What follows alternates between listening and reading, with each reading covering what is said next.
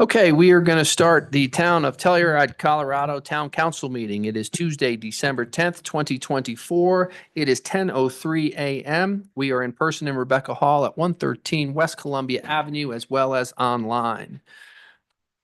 First item on the agenda is a call to order. So starting to my right. 11. Ashley Von Sprecken. Gannon, right. We have me and Fee online and Teddy Erico, Mayor. First item on the agenda is executive session.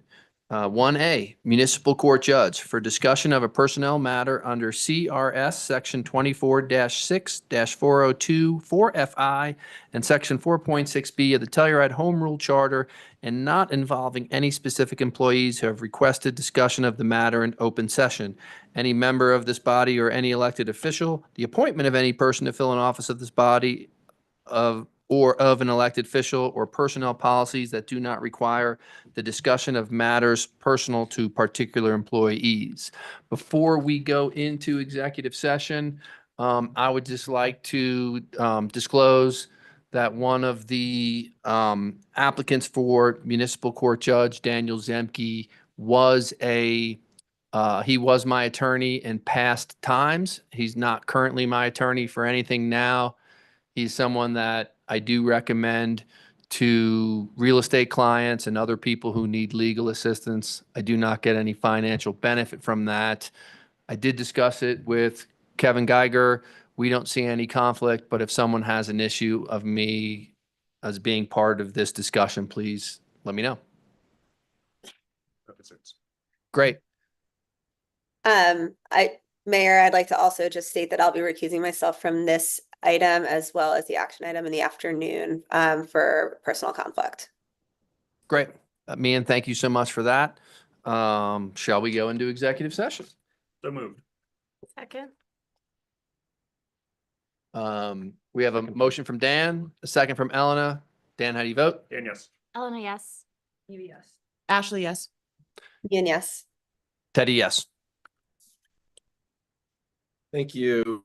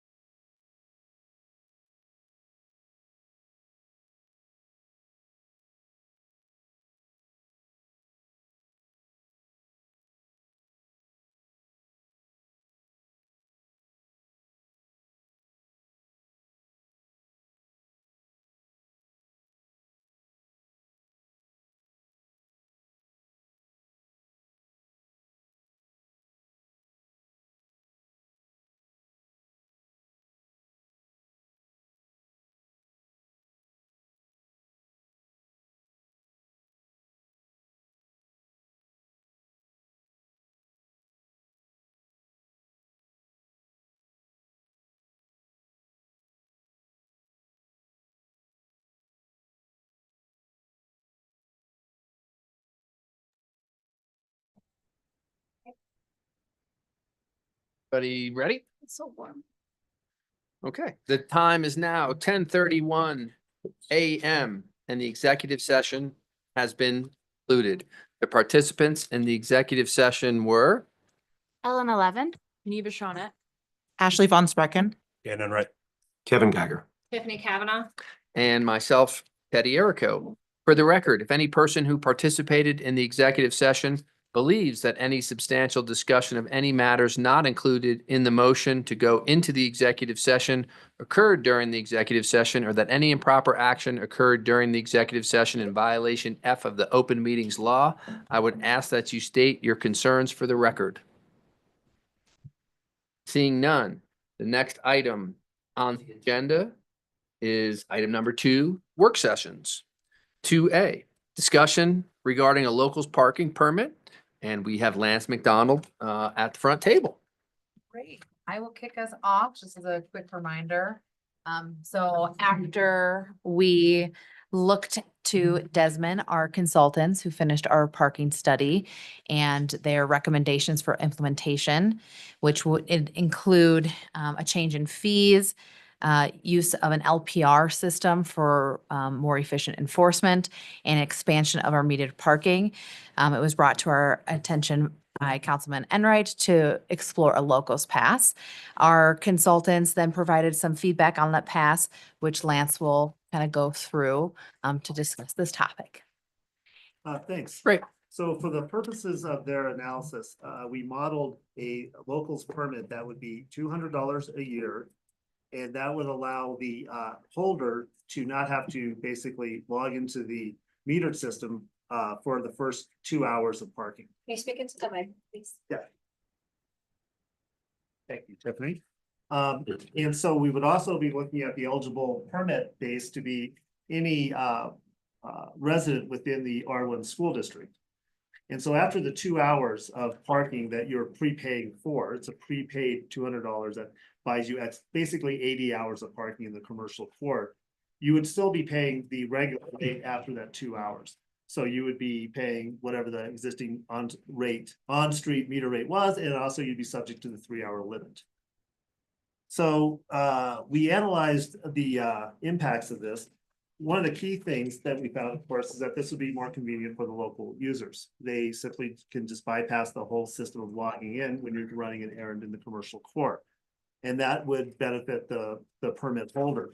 Also, what happens is that after you run 80 hours in the $2.50 hour rate zone, or $2 an hour, it'd be 100 hours, you're basically parking for free. So that could have a negative impact of actually encouraging in-town commuting trips and into-town commuting trips. Also, if you're increasing the demand for those types of spaces, you could reduce the turnover rate in the commercial court because you have more locals parking that could be using transit or using some other form of transportation to do that local errand type of trip. So there are some pros and cons to this. The largest negative impact would be the additional congestion, theoretically, that it could cause on the metered spaces that we were basically trying to create more capacity for when we expanded the zone. The other thing that comes up with this is that when you pay for parking, you pay the minute that you log in on your phone for the metered zones. With a locals permit, you're not entered into the system until the LPR vehicle drives by your vehicle and logs you into the system. So if there's a lag period of an hour or so, you're actually getting more time in the locals pass program than you would otherwise, because the vehicle is not going to log you in immediately the time that you park. So there is a little bit of a lag that happens with that type of a pass system. Revenue wise, it could be a wash. You could be losing revenue because you're not having higher turnover in the commercial court. On the other hand, if you're increasing the amount of trips to the court because it's all of a sudden easier, you might incrementally be seeing additional revenue from that additional demand. We can incorporate this into the current T2 systems and the LPR systems that can be done. And it can be rolled out at the same time as when the rest of the directions for the increased parking meter rates, the increased parking zones, and the LPR system that council's already directed, which is to occur in January. I will note that the LPR system will not be up and running January 1st. So we will be doing more of the manual type enforcement until that LPR system is available. We believe that to be late January as to when that enforcement would happen. We're also recommending, as you'll see in the memo, a soft opening, so to speak, grace periods and a lot of warnings issued initially. So going back to the locals permit program, it can certainly be implemented. It may run contrary to some of the key goals about reducing congestion and opening up parking space availability for the commercial core, which is very important to our local businesses. Thanks, Lance. And the only one thing I wanted to add is the $200 was taken just from our regional partners. We weren't, because we don't have the data of exactly, you know, to the point of that turnover or what it would require, we weren't able to find a rate that met that nexus. So we just use that to help with our modeling. So just to give you that background. Great. Anything else, Lance? No, Okay. Any questions for Lance or Zoe? I have a question. Were the models run to show, like, if you said that the $200 would prepay you like for 80 hours and then after that it would essentially be free parking? Why wouldn't we just shut it off at after 80 hours and then like basically allow people to prepay for a certain set number of hours? I'm just trying to think of like my habits, and like right now I haven't really been paying for parking because there hasn't been a huge amount of enforcement. So right now you're not getting anything from me except for, you know, I probably in the last year have paid around $20 probably for parking and a few times here and there. And then I think I've gotten one parking ticket, which is $30. So you probably got about $50 from me. So I'm saying I would rather give you guys $200 every year.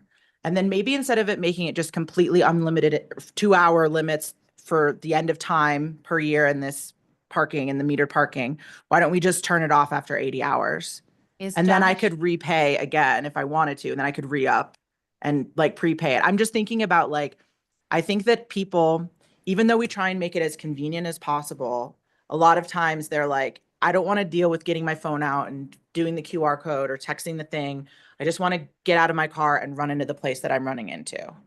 So I'm trying to think of if there's a way for us to capture that is not going to, you know, result in either a lot of people getting tickets and them getting very upset because of that, or that people are just going to try and continue to skirt the system and be like, oh, that vehicle is not going to drive by for an hour or so. So I bet I could sneak in and not pay anything and just hope I don't get caught. So Josh is on and might also be able to help us talk about that potential with our technologies. Hey, everybody, He's this not is sure. Josh, the marshals. Yeah, I would have to check on that. I don't know if there's a prepaid system. Kind of in our research, looking at other areas that have a kind of locals pass only, it was kind of just you pay it for the year. There wasn't a take home. So if you look at how our LPR system would work, to Lance's point, we would drive by, scan a vehicle at say 9 o'clock, and if we came back at 1 o'clock, we knew that vehicle then it would be in violation of the 2-hour, 3-hour time limit that we had. I don't know if the system would then be able to take that license plate and deduct those hours from that plate specifically. Like when we use it with permits, you buy a permit for the year, and if you don't pay for that permit for the following year and you're in that permit zone, then you're subject to a citation. So I don't know if T2 has the ability to deduct hours from every time we scan that plate. But again, that would also be dependent on how many times we scan that plate at any time. So if someone's parking and we don't necessarily scan that plate, then it's not going to deduct hours. So I'll reach out to our rep at T2 and see if that's a possibility, if there's anybody else using a prepaid system, and I can get back to you on that. Okay, great. Josh, are there any good peer community comparisons to Telluride with the locals program? You know, my biggest concern is, and you know, I can guess, but you know, I don't really know positive or negatively what the impact is on the local merchants and retail. And I'm a little concerned that if, especially with the R1 and not just town of Telluride residents, that we could clog with a lot of locals that aren't spending as much money as other folks. So kind of looking at some of the other states are doing, Vail offers this as well. I know Charlotte looked into it. The price tag for a locals pass from Vail was fairly high. I want to say it was almost $5,000 for the permit. There were some local communities in Southern California, my previous agencies that had it that were more consistent with the pricing of about $200. But if I remember correctly, from my old agency, we had a lot more parking available. So if someone didn't want to park at a metered spot, they would go and park a couple blocks off the street and walk in. So the parking in the metered areas was more convenience than it was anything else. So we're going to be challenged with just the overall number of cars that we have in our community and the limited number of parking spaces. You know, another concern is if someone's parked on the north side of Spruce, north side of Colorado, and we drive by and we scan them, and then they're gone, but then they go and park on the south side, it would basically be starting their time over again. So there's kind of ways that, again, the system could be gamed, and that's my concern. But it's we haven't reached out directly and actually had conversations with any of those other agencies. We just kind of did a lot of research online. Great. Elena? So I have two comments that I wanted to make. I was surprised to see that this would be available to everyone in the R1 school district. I kind of pictured this as more of a town of Telluride resident permit. And Like, I think opening it up to everyone in the R1 school district maybe feels like it's too big of a And we took our definition of local that we used for like our other ticketing or programs, but So maybe it's not a That's that local, maybe it's a background. town of Telluride. Yeah, like I think making this a whole R1 school district thing is too big of a reach. I feel like this is for people who live here and need to, I know post office has some parking, but sometimes it's not available, or like you're just dropping off, a crock pot that someone left somewhere. Like it's, I saw this more as a town of Telluride resident solution than the whole district, because I also feel like that could be a can of worms that I'm a little nervous to open. Not that I wouldn't love like cheap parking or easy parking for everyone, but I don't know if that's realistic. The other thing that I wanted to comment on is my concern with this was more about the 2-hour parking zones, like the G zone, than it was the metered parking. So how would this affect, so this is a question actually, how would this affect 2-hour parking in like the non-metered zones, but that are, usually you have to have a G permit to park there? Because that's more of the solution that I see. Like sometimes when I go to work, I know I'm going to need my car because we are working a wedding and we have to deliver some stuff and I need to bring my car. But I don't have a G permit. So I'm either in metered parking or in, off-street parking, but there's, there really isn't a solution for that kind of situation where, when I don't need my car, I either take the bus or I'll ride my bike in the summer, but a lot of the times I do actually need my car for work. So I guess I'm curious about maybe even if this, I could see a version of this that wasn't even for the metered spots, but was just to have more allowance in the 2-hour spots as well. No, Ashley doesn't like that. I'm not going to die on that hill, but I do have the question of how would that affect the G zone and the O zone? Well, it seems that right now, most of the G zone allows free 2-hour parking. But like beyond 2 hours, that's my Yes, concern. so I think if you implement this locals permit program, you might see actually a little bit less pressure on those 2-hour parking spaces because it's easier to park in the pay to park zones. The people that want to not pay will still park in the free 2-hour parking. But are you going to enforce the 2-hour even if you have a permit? Yes, with the LPR, they'll be able to have the non-permit holders logged in and registered for the 2-hour parking in the G zone. And That yeah, enforcement will be increased. I'll just add. So that's where my concern is. Cause what if I'm just using myself as an example Yeah. because it's easy, but like I have a 10-hour shift because I'm doing flowers for a wedding. That's my job right now. And I need my car. I know I'm going to need my car there. It might be like 4 or 5 hours that it just needs to be parked there because I'm actually doing the stuff and then I need it for deliveries. And then we're coming back and we're cleaning up. Like that was where I really got behind supporting this because I feel like the 2 hours like a lot of the times isn't enough for even in-town workers. Like you can't, commuting with public transit or walking just isn't always an option. So I think, and I'm just I gonna don't- bring it back a little bit more high level to address that. I think your point is, I understand the value of that. And with the parking system, we're not gonna make it the convenience of parking for every situation is a very difficult thing to accomplish.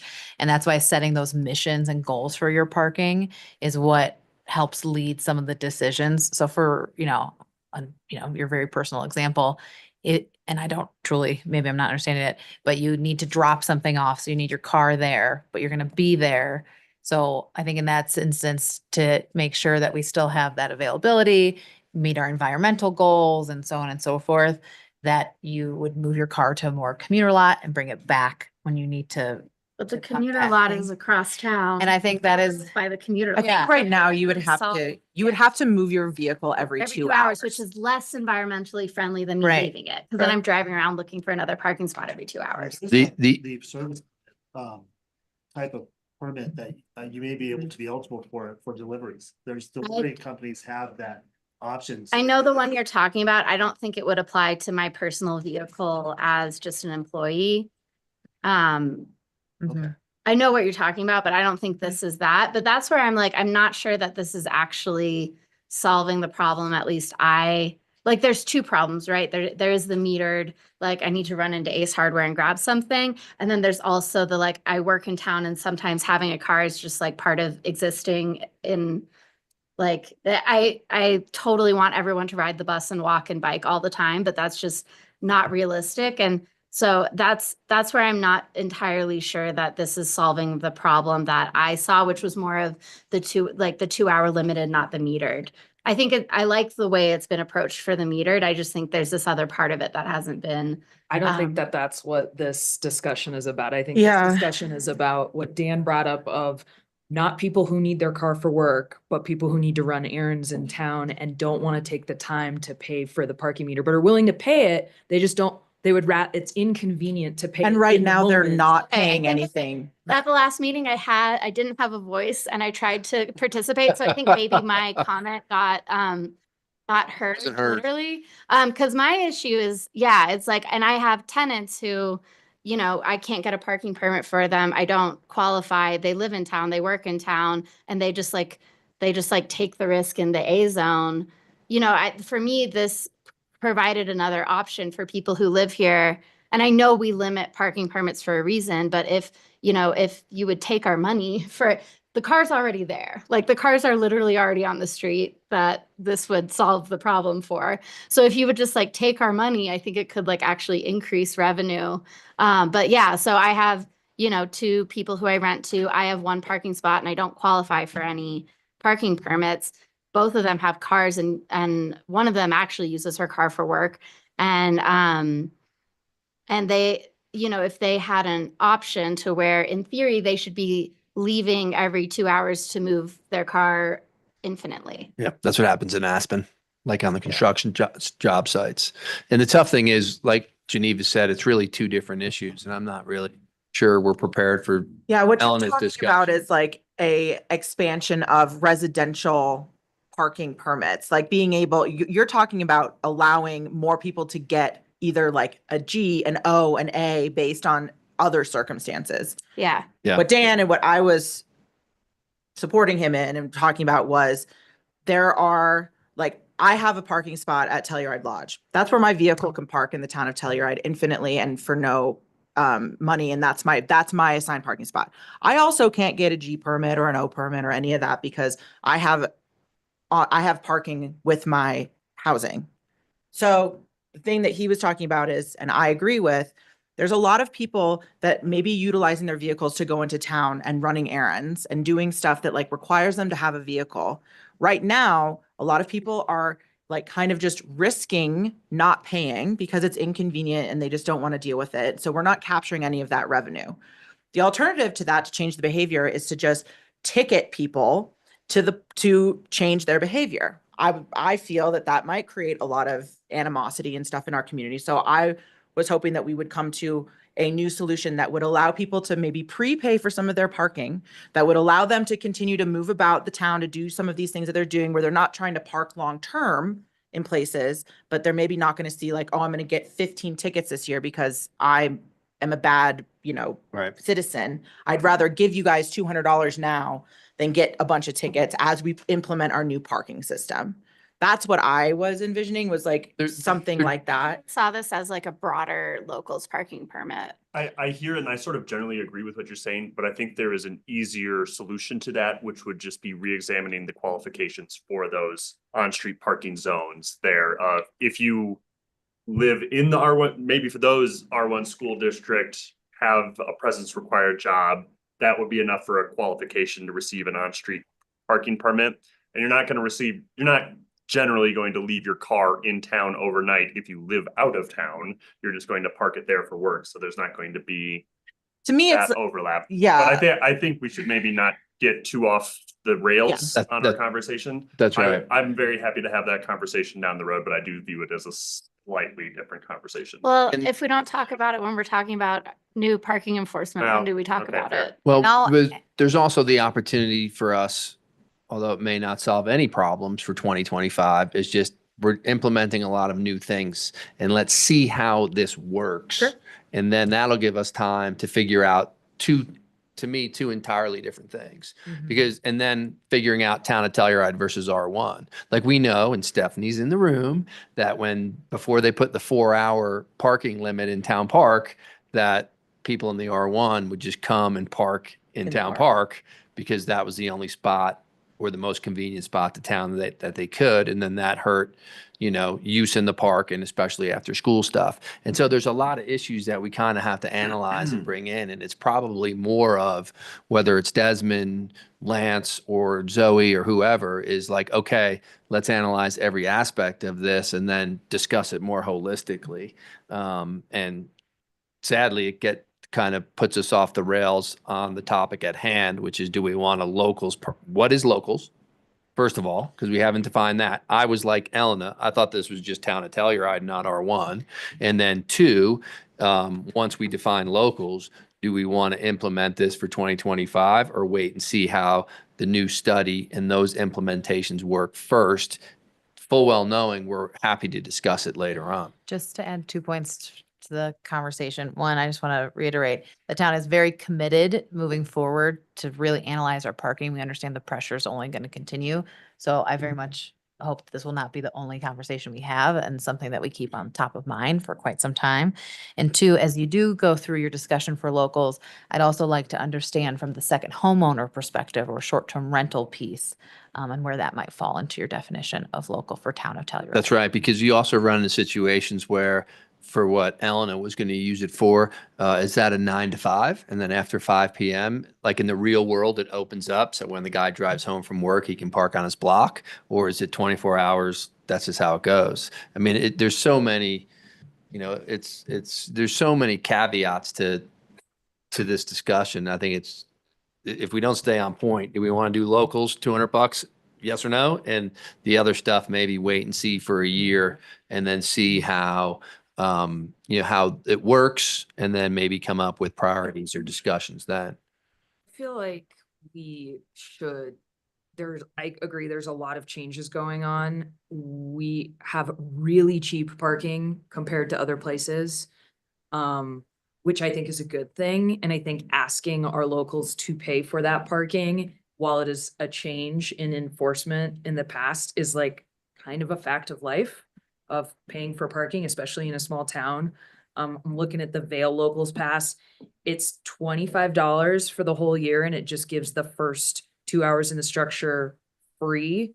So you don't have to pay for that, but then it's $5, or excuse me, on non-peak days, it's $10 for between 2 and 3 hours, $20 between 3 and 4 hours, and then $30. And that's with a discount. So when we're talking about $2.50 an hour for on-street parking, and you have to take 20 seconds to pay $2.50, it just doesn't seem like that oppressive.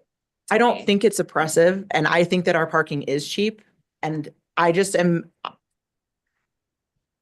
the chances that some, like I running around town, because I live on one end of town, work on the other, it's like that, it's kind of that distance where it's like, it's just far enough that you can't really walk it all the time. In the summer, I can ride my bike and my e-bike, and that's great. But in the winter, I feel like I drive like from this end of town to this end of town to like go to my office, go to the post office, run home, go up to the ranch, then come back. It's like that kind of stuff. And I'm saying I'm not paying for the parking. So the reality is that with this system, which I'm saying if this is what we're gonna do, this is what we're gonna do. People are gonna get potentially a bunch of parking tickets, and they're gonna have to deal with that, and they're gonna have to pay for those, and that's the way it is. That's life. I mean, And I get it, and I get it, I get it. So much. Or what I'm saying is I would rather give more money to the system up front so that my ways don't have to change. If that's not where we want to go with this, then it's not a necessary conversation. I will figure out my parking tickets as they come and deal with those, and maybe I'll change my behavior before. I was just trying to think of a way for us to offer a product that might alleviate some of the stressors of when all over Facebook and all over people are going to be mad because I've never gotten tickets before, and now all of a sudden I'm getting bombarded with tickets. What is wrong with this place? That's kind of what I was seeing, if we could alleviate maybe a little bit of that pressure. If there's no appetite for it and we're just going to move forward and see what happens, that's fine. And the bigger factor to me, and to reiterate what Ashley had said earlier, and per the admission of our own consultant on this study, there will be at least some circumstances where the license plate reader does not capture that person not paying right away, up to an hour at least, we're seeing. And so there will likely still be some of that behavior.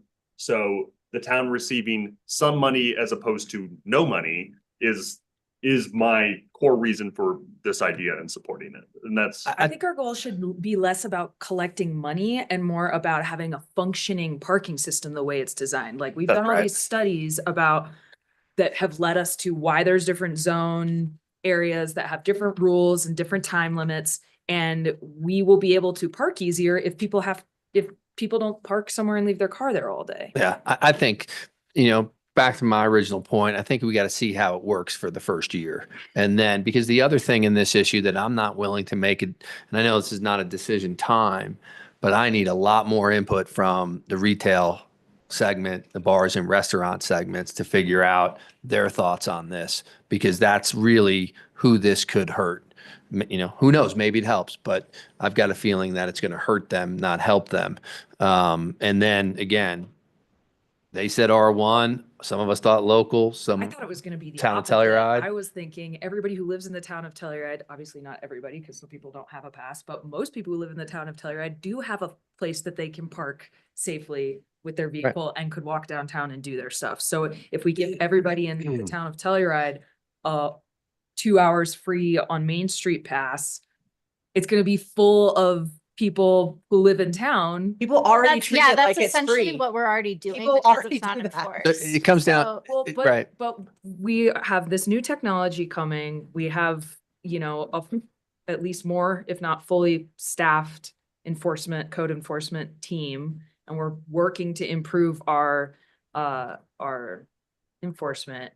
I was and obviously that's not how anybody else was looking at it, but I was thinking that the point of this was locals who don't live in Telluride, who have to run errands around town, and helping them out, as opposed to everybody who lives in town who needs to run errands, who doesn't have a place they can park. So there's a million ways you can look Right. at this. I don't know that. that I think that further supports wait and see, because we've all come into here with different interpretations, including Desmond and Lance. We're all on different pages.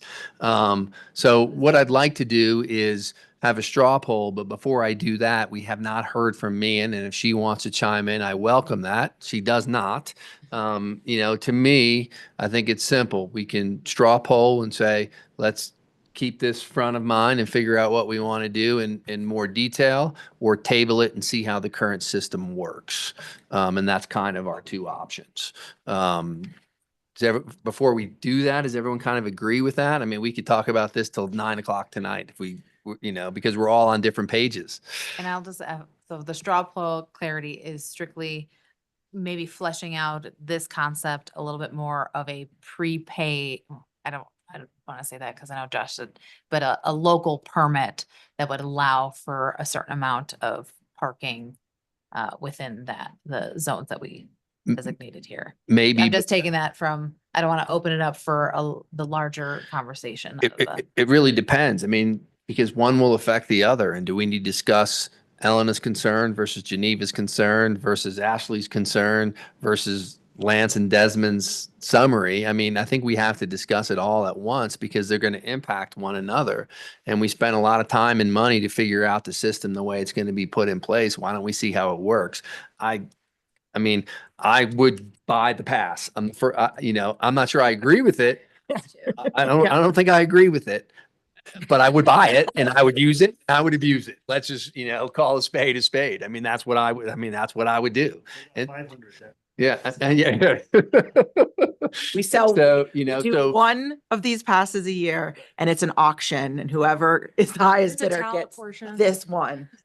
So, I'm a little bit, other than the straw poll, I'm a little bit out of a loss of what to do, but I don't think we're ready to. I think again from staff's direction, because I think there's lots of opportunities for discussion on our parking system and a continued discussion. What we were tasked with, and sorry that we didn't hear your voice, Elena, was very specifically kind of the idea proposed by Dan and Ashley, and that's what we presented on. So we weren't able to present any further because that was not the direction we were given at the last council meeting. So maybe we can take a straw poll on this concept. If it passes, we can kind of go through some talking points or next steps on whatever that direction is. And then if there is further discussion on other aspects of parking, we can look to do further work sessions on that. But for the context of this conversation, we very much took direction from that last meeting. Great. Let's just straw poll it. Do we want to keep discussing only the paid parking and other items to be done at a later time? If you're for that, give me a hand up. Wait, what's the poll for? Do we want to continue trying to discuss a paid locals permit in the paid zone? Not anything else with parking, because you're opening a can of worms for so many different things. It's not going to be that easy. And I'll say my opinion. I'm not comfortable saying it because I don't want to influence anyone, but there's so many arms of what you can and cannot do that doing one without looking at the whole picture, I'm not comfortable with. I fully say that saying I would buy a local pass. If I may just counter you a little bit on that, though, I just don't know that perfection is often our goal up here. We recognize that the world is squishy and gray and that there is going to be unintended consequences of almost every action we take. And so I'm not looking to make a perfect parking system overnight here. To reiterate, am looking to recognize the situation that we're already in, recognize how parking is currently used in the town of Telluride, and recognize that the town generating some amount of revenue based off of that use that will likely somewhat continue even with increased enforcement is better than generating no revenue from that use like it currently is. Great. Let's just thumbs up if you want what Dan would like to do and further investigate. Thumbs down if you'd rather wait and see what the current parking does. And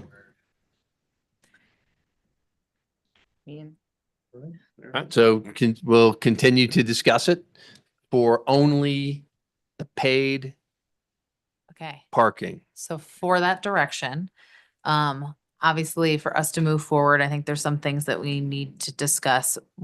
Definition of local, what the price could be, some of those other pieces.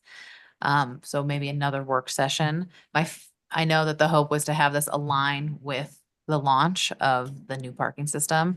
I don't know if you want to spend time working on some of those pieces now. It will then push that nexus. I don't think why does it need to align? Why can't we be like, here's our new parking system? Yep. And we're working on if we can create I don't think we call it locals. I think we call it town resident permit. And we got to reach out to the merchants before that work session, whether they want to come to it or whether they want to provide us, whether we want to do a survey, whether we want written comments, because ultimately, again, selfishly, I'll buy that permit and I'll use it like you would not believe. But is that in the best interest of our merchants? And I don't want to do anything right now that could hurt the merchants, especially after we're hearing some not so positive comments about Noel night, the economy as we're running into the heart of the season. I mean, okay, this is again, my point is like, I think that we have a lot of momentum with the new parking system. Let's roll out the new parking system. I don't want it to feel like we're like trying to hold that back in any way. I think that we can roll that out. And Right. while we're investigating, is there something, maybe it's 1 hour, maybe it's not 2 hours, We'll figure that out in the work session. stuff like that. So like, let's We don't have to keep moving right. forward We with don't parking. have And to we can start con- at the same time, Yep. and we're agreed to discuss it because Yeah. we had more thumbs up than thumbs down, and that's what we'll do. And it's just not going to start on time when we launch the project. If it takes till February to Yeah. figure out if we're going to do something or nothing, so be it. We're not going to rush it. No. And we're also, and because the direction was to consider doing it, we're not going to shut it down either. We can consider a pilot as well. I mean, so again, I'm just gonna read the direction is to continue working on this concept for an additional work session. So there is no firm Yes. direction at this point, but we will keep working on some different iterations and bring back to council. at And I a think we're all in work agreement session. that it's not R1 school district local definition. It's town resident, like town in the town of Telluride. Maybe. I mean, that's part of the work session, right? I mean, I'm just, looking at what Lance said versus what I thought, which what everyone else thought. We were all kind of on different pages. So I think we just need to let staff prepare. So a longer work session to go through some of the talking points. More parking. Just And kidding. having a forum for business prior to that work session to get there. I would also love, back. and I don't know to what extent we are doing, start over. I would love for the messaging to be clear to the public, and I've been trying to do it a little bit on the radio with G is for Government, and which reaches some people, but not very many. But like enforcement is coming. We have this new system and it will involve some new rules because we're, changing where people have to pay in a couple situations, but also like tickets will happen, warnings, and then tickets are going to happen. And that is the main message that the town needs to get out. Now, regardless of what the feedback about this particular item is like, we're really trying to get our arms around enforcement of parking in town. So please pay attention, read the signs, and recognize that they're not recommendations. They're like real rules. I think that's a really important point, and I'll have Lindsay just kind of talk through our communication strategy a little bit more on that. Process. Yeah, so after the approval of the new parking rates, we worked on our communication strategy for this. As we know, this is a major change. There's expanded zones, there's new rules in place. A news release will be going this week to inform everybody of those new locations. We have a strong social media push as well as some postering. The Marshals Department and Code Enforcement team are going to be issuing warnings that this is coming for the last 2 weeks of December. So 14 days out from January 1st, in the new zones, there will be notifications posted on vehicles in those new zones. Signage will be posted and the new meters will be put in place. And then for the first 2 weeks of January, Code Enforcement is only issuing warnings. So this will give everybody 4 weeks to understand that these new zones are going into place. The new regulations are what they are. If you need to pay for your permit for your zone, that you need to do that now. So that'll give folks plenty of time, we believe. This will also cover ads in the paper. We'll have everything on the radio and a story in the Planet as well. So we're hoping that the comm strategy around this will allow everybody ample time to understand what's going into place. Great. Lindsay, thank you. Geneva, great point. I would like to move on in the agenda, 2B. Lance, thank you. Zoe, thank you. 2B, review and discussion of special events occurring on town property in 2024. And we have Stephanie Jacquet and Amanda Balti here. All right. Morning, Mayor and Town Council. We're going to go through a presentation pretty quick, and then if you have questions or want to talk about specific items, we can do so after. This is now the third year that we've done a formal debrief and recap of the festival season. So this seems to be becoming an annual item.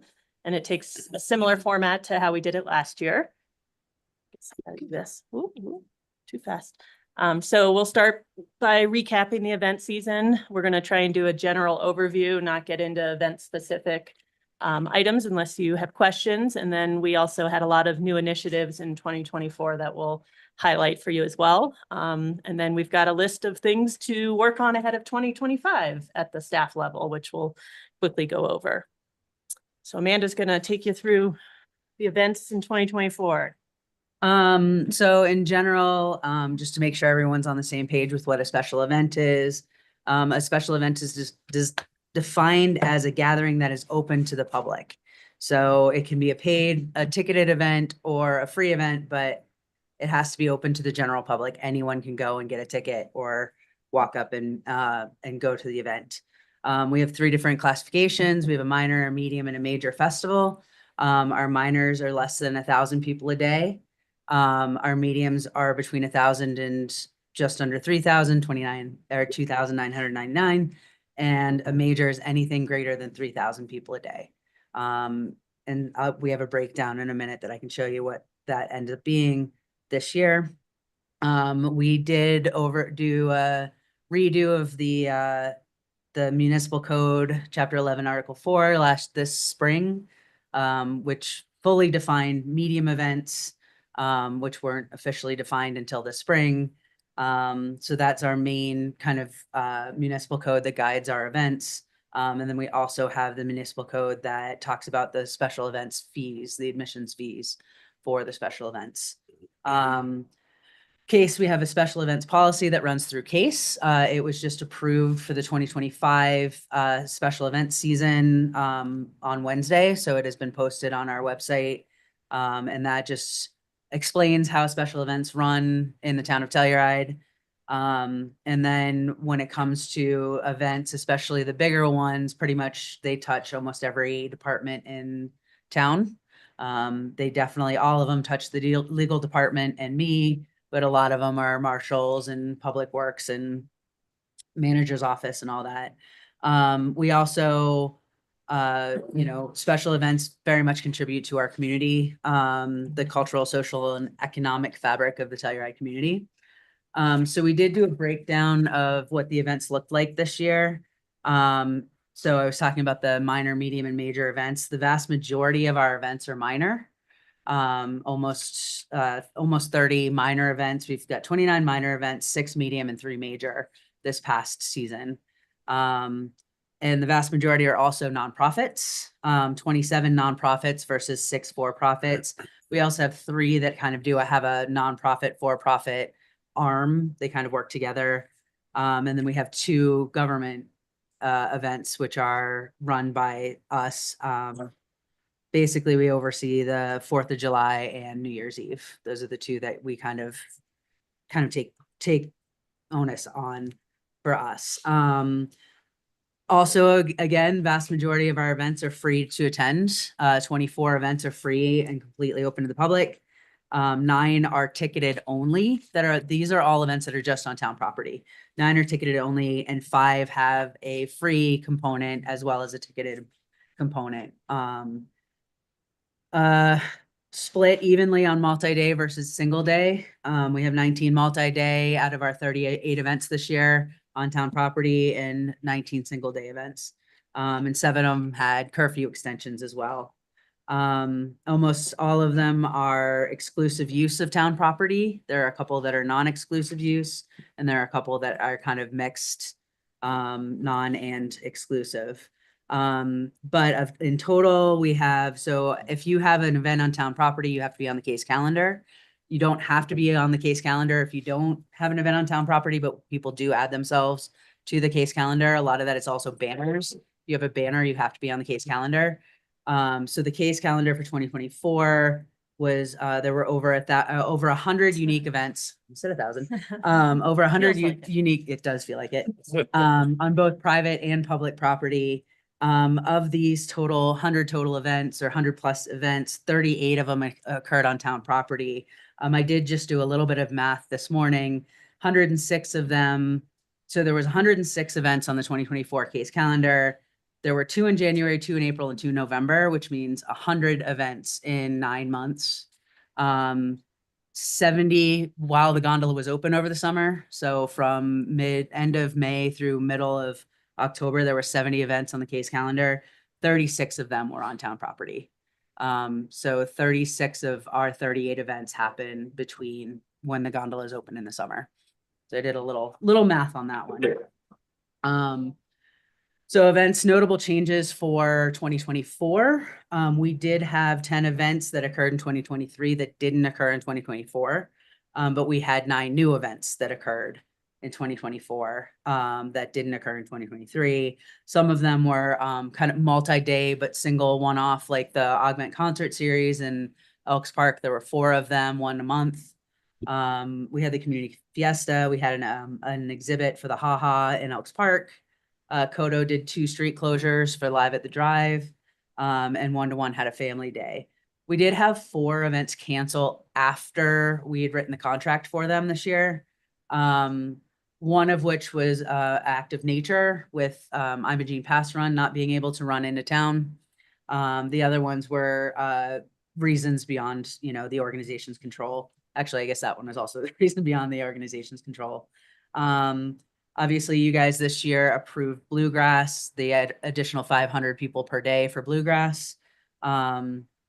Jazz every year is asking for expanded use of Bear Creek, but we can only give them a yearly approval of that because of the impact on soccer, adult soccer. So that's kind of a yearly thing. And then Film Festival was given a permanent approval for an additional setup day in the pavilion. So they start setting up on Monday instead of Tuesday. But they did not use the stage for films in Town Park this year. So those were kind of the notable changes that happened in 2024. All right, we spent a lot of time talking about special event fees during the 2024 budget process and following the budget process and at the Parks and Rec Commission level. So we have implemented some new fees. These are the categories of fees that are directly collected by the town for events happening on town property. New this year, we had an event permit fee. So every event of all sizes paid the town something, even if they were free to the public. And it's a tiered fee system based on event size. So $50, $100, and $250 based on that minor, medium, major categorization. We also had the admission fee, which has been in place for a long time. This only applies to events that are charging a fee for people to attend their event. Rental fees, we've continued collecting fees for the pavilion and the stage and catering facility. The stage and catering facility, we do not collect a rental fee if those events are paying an admission fee already because of crossover and expenses. We did implement a new rental fee for the campground for the major festivals. And that was a fee based on our lost revenue of what the town would have brought in for those dates that the festivals were occurring. So that was a significant increase in revenue. Also direct expenses associated with expanded town services. A lot of these we were already collecting, but the Galloping Goose extension, the wastewater treatment plant septage disposal fee, events that take advantage of our small event campsite program, they pay the campsite fees for the campsites that they're using, and then an internet cost share. New this year was reimbursement for utility use above the baseline amount for some of our larger facilities, pavilion, stage and catering, vendor row. And that was for multi-day events only, but that was a significant increase in revenue as well. License fees are collected by the clerk's department, business license, special event liquor permit licenses, sales tax remittance directly related to the event is tracked by the finance department. And then other fees, there's an open space donation for use of Zone 1 for major festival camping. So that's for Bluegrass and Blues and Brews. Oh, got to do it over here. So for the categories of fees that I just outlined, you can see the difference between 2023 and 2024. I'm pleased to say that we brought in about $60,000 more in revenue compared to 2023, which is about a 14% increase.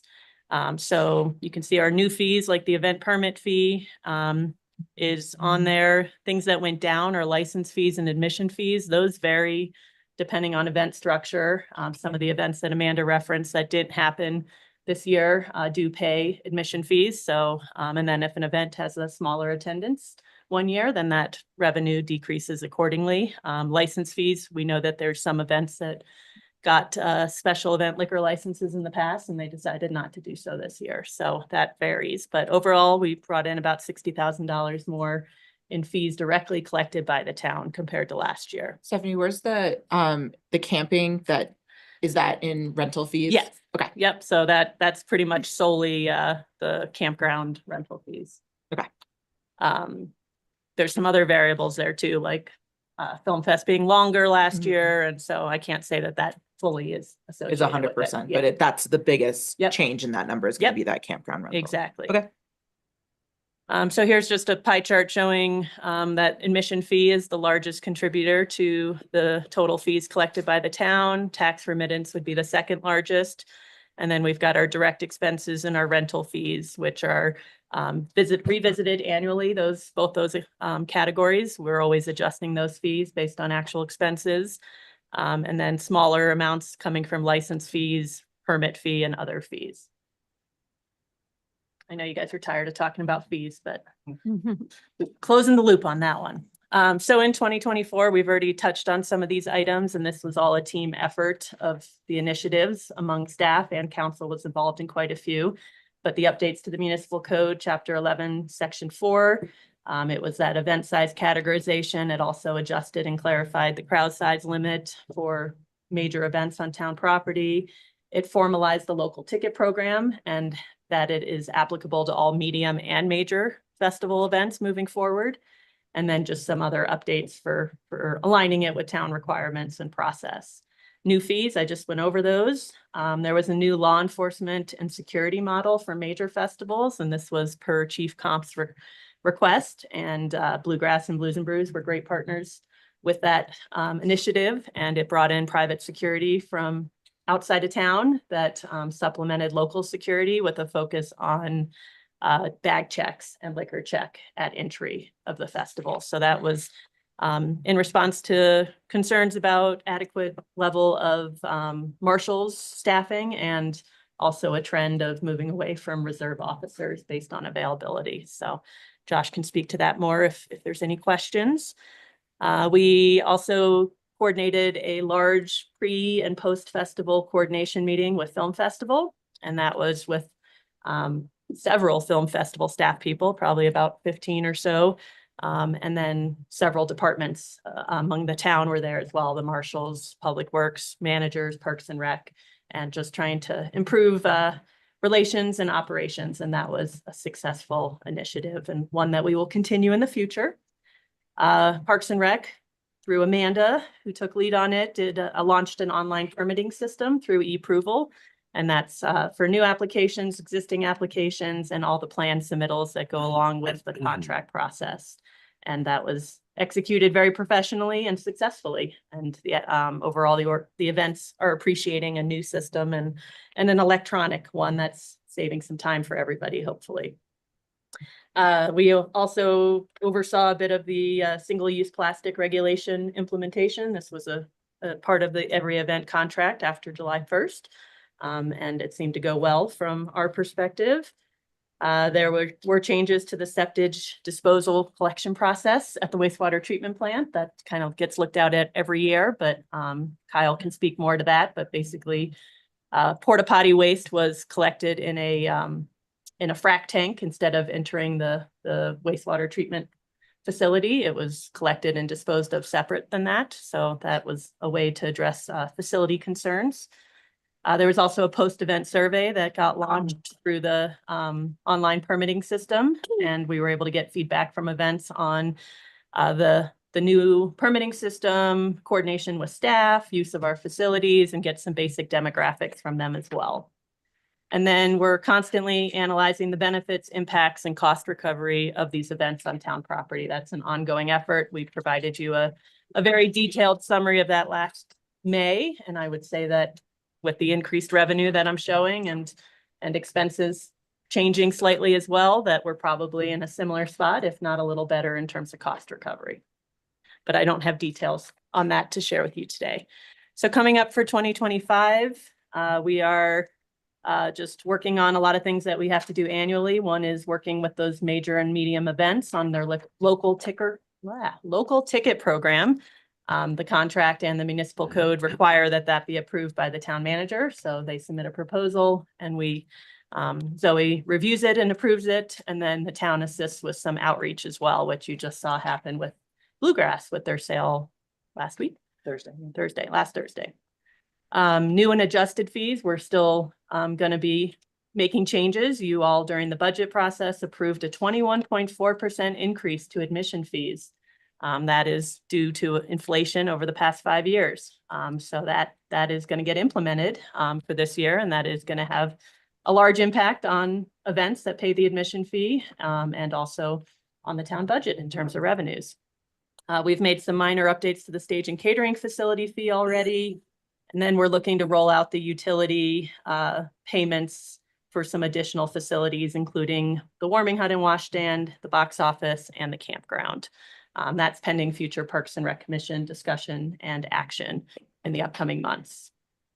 I'm assuming there'll be changes for wastewater treatment facility procedures moving forward. So we'll help coordinate that with Public Works and the events. We'll continue expense tracking for town expenses. One big one is related to the town park core area, the warming hut construction. That is scheduled to be done by June, but there definitely will be some coordination with events that currently use those facilities and making sure that it's working for everybody. So that will be something we spend a lot of time on in the coming months. We'll continue to work with smaller events on the campsites that they need for their staff and volunteers with no changes to that program proposed. On the safety side, we'd like to develop some high wind protocols. Oh my God, protocols. Similar to what we did with lightning, where we have thresholds and then we have action that results from that. So that's something that we'll be working on. And then the annual debrief process, which is what we're doing today, but we also spend a lot of time at the staff level providing lengthy event notes back to events with how things went and what we recommend moving forward, and always looking to improve event operations and use of town property wherever we can. And with that, any questions or? Amanda, Stephanie, thank you so much. Are there any questions from council for either of these two? Seeing none. Great job. Is there anyone in the audience that would like to chime in on this kind of work session? No, but thank you. That is appreciated. And Tiffany, is there anybody online? See no hands raised. Okay, great. Seeing no questions, thank you guys for the presentation. Great job. As we head into 2025, best of luck for the summer. That brings us to agenda item 2C, discussion regarding banning puppy mills. I'm going to hand it off to Zoe, but I will say I chose to put this on just because we had a work session, but we never had any direction of what to do. We had a comment, and then we didn't have any direction on what to do. So I figured it looked like we might have had some time on this agenda today, so we can discuss it as a council in a work session to see if we want to let it be or make some changes. And I'll hand it off to Zoe with that.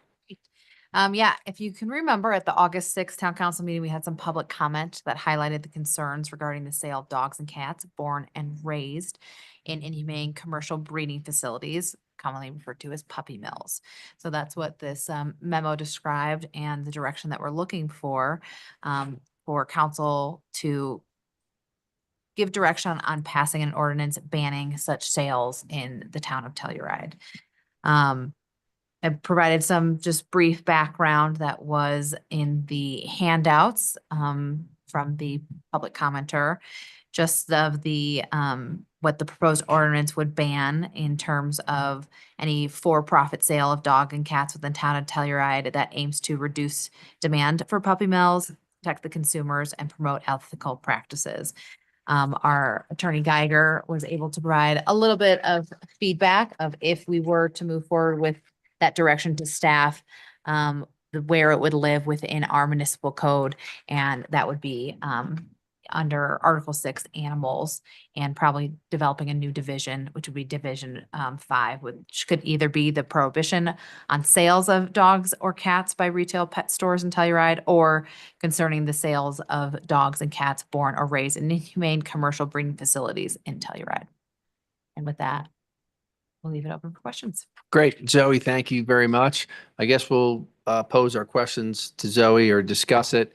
It's really pretty simple. Do we want to further discuss it or just let it go and continue business as usual? Right. Yeah, I the mean, direction is, do you want us to present a draft ordinance for review? considerate, for review, consideration. Mhm.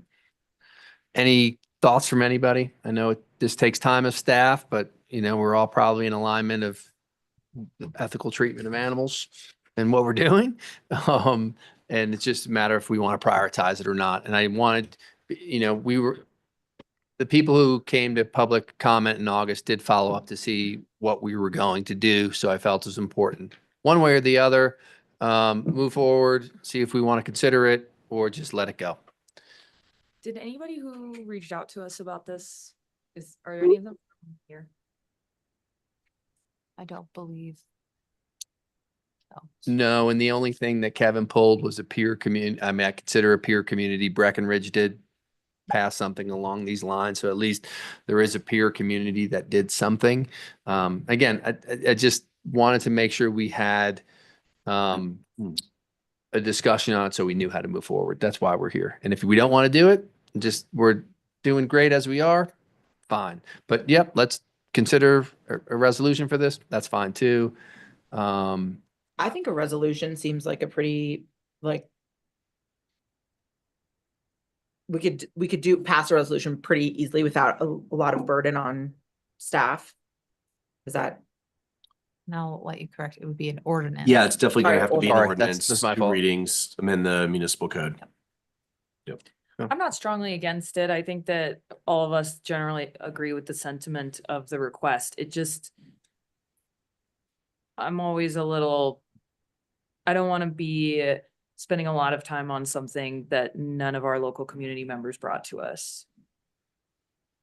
So, and something when I've discussed with folks in town, they're like, why this wouldn't even happen here. And I think I'm always a fan of like, let's not make a rule where we don't need one. right. And I agree with you there, but the one difference is we did bring that point up in our public discussion. And the answer was, if you don't do this and someone from out of town comes in and opens a store, it might be too late. That was the real concern I had and why I wanted to further discuss it. And again, I don't want to say it doesn't matter to me. I mean, I have a dog, and so I'm sympathetic for it, but whatever our direction is, and I don't think we need to, beat ourselves up one way or the other. It's almost like, unless other people have comments, I'm ready to just go to straw poll. What do we want to do? I mean, I think we could pass one pretty quickly. I guess I agree with Teddy. It's like, it's something that we agree with the sentiment. We don't need to spend, I don't want to spend time on it. I feel like we can do this pretty quickly and just like get it done. And then that way, so that we're not having a situation where somebody from outside our community does want to bring this in, and then we're kind of backpedaling at that point. So I feel like we could just do it and move it forward. It can't be huge. The other thing I'll add is that was raised by the commenter who brought to us is part of the purpose being attaining a critical mass within the state to then promote a more comprehensive statewide legislation banning this sort of thing, and sort of that ground up approach to solving an issue that, you're right, Geneva, doesn't have a ton of current community connection at this point, but I think that sort of show of support is what leads me to just, in addition to what Ashley's saying, that this seems pretty, we can sort of copy and paste more or less. Yeah, I support it. Or Dan, thank you for that additional point. That was a great point to add, that it does support this on a bigger level. We haven't heard from Elena or Mian. I think everyone brought up valid points, but I kind of echo ultimately what Ashley said, that if we can get this through without too much work on our staffs, and like, I don't see the harm in adding this And I think Dan brought up a good point, which is what I remember from that meeting where it was more if we could contribute to the bigger picture of banning puppy mills, I don't see any harm in that, as long as it's just not too tedious, but it seems like probably putting together this work session was the most tedious part of it, so. Bean, do you have any thoughts? I mean, I tend to align a little bit with Geneva on this, but as long as it doesn't impact staff time significantly, I don't have a problem doing this whatsoever. Obviously, I don't want puppy mills to be in the town of Telluride. I just do not feel that this is ever going to be an issue that we have. And I don't love creating a rule for something that is unlikely to occur. But if we want to move forward and do this to create that critical mass so that there is a change in the state and we feel that that's something that we want to align with, I'm fine with it. Okay, great. I mean, I think we have direction. I don't know if there's anyone in the audience that is here for this topic. If There's you a are hand raised. online, but yeah, I would just want to hit the room first because there are people here, and then online, looks like we've got somebody. Tiffany, please unmute. Joyce Cohen, who was the individual that came in August to Great. bring this before you. So I'm unmuting Joyce. Hi. Hi, can you guys hear me? Yep. Great. Well, first of all, thank you very much for putting this on your agenda. I have presented to many towns and can assure you it generally does not take much time. I have provided model ordinances. I'm happy to provide more. I know you talked about other communities. There have been 17 in Colorado that have passed this already. Vail, Breckenridge being two of them. Also, there, just from the comments I've heard, the issue is not that there would be a puppy mill in Telluride. The issue is a pet store opening in Telluride that would sell puppies from puppy mills, which is the much more likely scenario that we're trying to prevent. The only other thing I want to add is that, like them or not, last time Donald Trump was in office, he rolled back all kinds of regulations on the USDA, making puppy mills be able to hide their violations. There was no oversight. There were no consequences. So this becomes even more urgent in the coming administration. For those of us who care about animal rights, this is the time to do this. So again, I thank you very much, and any other assistance I can provide, I'm happy to do so. Great. Thank you very much. Sure. I will wrap up public comment. If there's not any further discussion from council, we will direct them to then go the ordinance route unless either of you can tell me this is an unfair burden on your time. Bring something back, Mayor. Great. Thank you very much. Moving right along, trying to catch up. We'll go as far as we can into agenda item 3, administrative reports. Zoe, are you comfortable that you could finish yours in at least 20 minutes or Yep. so? Okay, great. Then we'll start with you. I will make mine quick. So from the sustainability side, just a huge congratulations.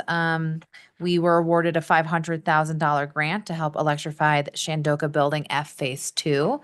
So congratulations to Darren and James on that, which will cut emissions and utility costs. That was not originally part of the plan, but with these funds, we're able to do that.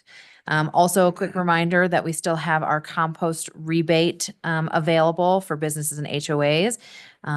So please contact Bruin to begin that process and get a rebate from the town on that. Housing development.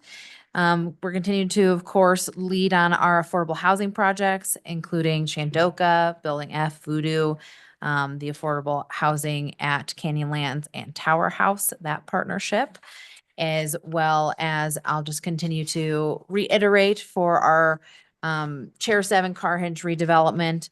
We are getting very close to executing on our second phase, and we'll look to re-engage the public here shortly. So we're moving on that one. Voodoo Affordable Housing, we're having those 27 unit project is complete, and our commercial space and the youth center are under lease and development. So that vibrancy in that is coming close to completion on that side too. For our marshal's office, just wanted to give a quick shout out. Stefan, I wish Josh was still on. He just jumped off. Zawemstra is going to graduate from the academy on Friday and be sworn in on Monday. So we'll have an additional deputy marshal join the team here shortly. For Parks and Rec, thank you, Stephanie and her team. They provided a really great memo with some additional pictures to show us how they're doing on the town park warming hut and wash stand, which is going to provide a modern and consolidated space for public use, special events, private functions, and sports club, and featuring a warming hut with restrooms and a wash stand and all the supporting spaces. So the construction began October 31st, and they are already through wash stand demolition, the utility work, which is abandoning that gas line and water line installation, foundation preparation, and site drainage installation.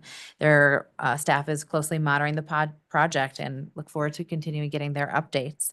And from the recreation side, the climbing gym for the adult climbing gym program starts on December 10th, which is today. So all of those details can be found online. From the public works side, a quick update for the Mahoney Bridge project.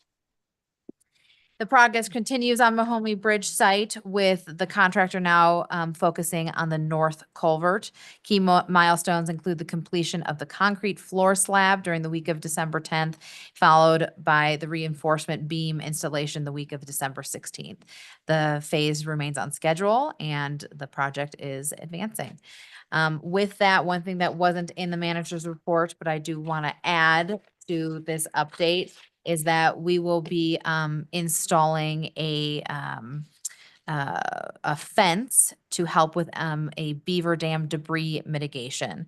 So there is a beaver dam on the San Miguel River between South Willow and South Spruce Street, and the dam is providing cover or deep water for the Beaver Bank Lodge upstream, which is occupied for the winter. Just to make sure that this debris doesn't impact any of the work that we're doing on the Mahoney Bridge. We're just going to play it safe and put a fence up to help with that debris mitigation for when it breaks, and the most likely will break in the spring runoff. So just in preparation of that, you will probably see a fence going up here shortly. Between December 12th and the 13th, and there'll be some additional communication put out about that. I will continue to beat this dead horse of snow removal. So we have begun our winter snow removal operations. I'm being taught this language, so I'm going to be teaching everyone else this language. We have two different operations. We have plowing. So when there's a snow event, we plow the streets to get the snow off the streets. And then we have snow removal. So all of that snow that's been pushed off to the side, the operation of removing that snow. So the daily plowing schedules with the parking restrictions will be posted by 5 p.m. and then evening prior. And same with the snow removals. The vehicles will be required to be moved by 7 a.m. to avoid ticketing or towing for that snow removal process. Going to continue to encourage residents to sign up for our text notifications by texting SNOW to 38276.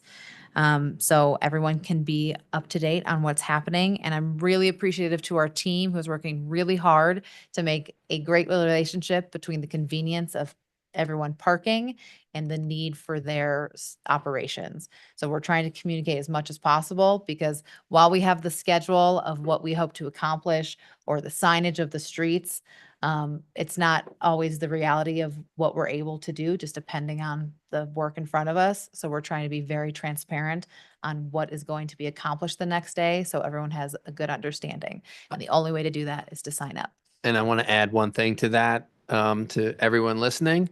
is pay attention to the signs because in a lot of neighborhoods, they have changed the days of the snow removal. So Kyle can be more efficient is the hope.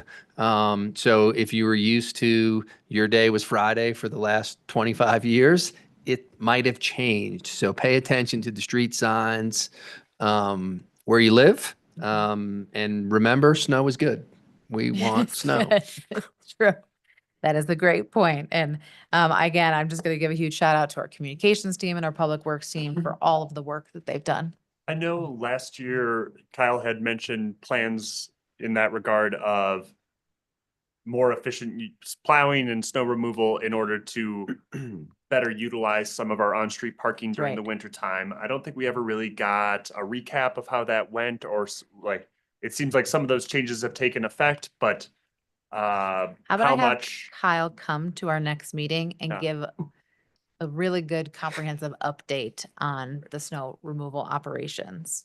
You all know, and we're just discussing parking is a challenge, and that utilization is wonderful, and more effective utilization is great. And that's exactly what we're working with on all of this as well. And my neighborhood would probably show up to that meeting. Great. And we'll continue to educate the public on those. Perfect. And then a few other updates, Canyonlands Tomboy, the Tomboy Street sewer realignment. This is on track for completion by the end of December. It's looking really great, and the crews are actively addressing all the site restoration and final punch list items. Due to the seasonal limitations, just the remaining concrete and asphalt work is going to have to resume in 2025 when the weather conditions permit. And then finally, some key dates to call out. We have our employee rental housing policies community forum. So the town is going to be hosting 2 one-hour community forums on Wednesday. That's tomorrow, December 11th at 9 a.m. and 6 p.m. in the library program room to review the impacts of the employee rental housing policies for various tenants. And there will be simultaneous interpretation both in person and online for that piece.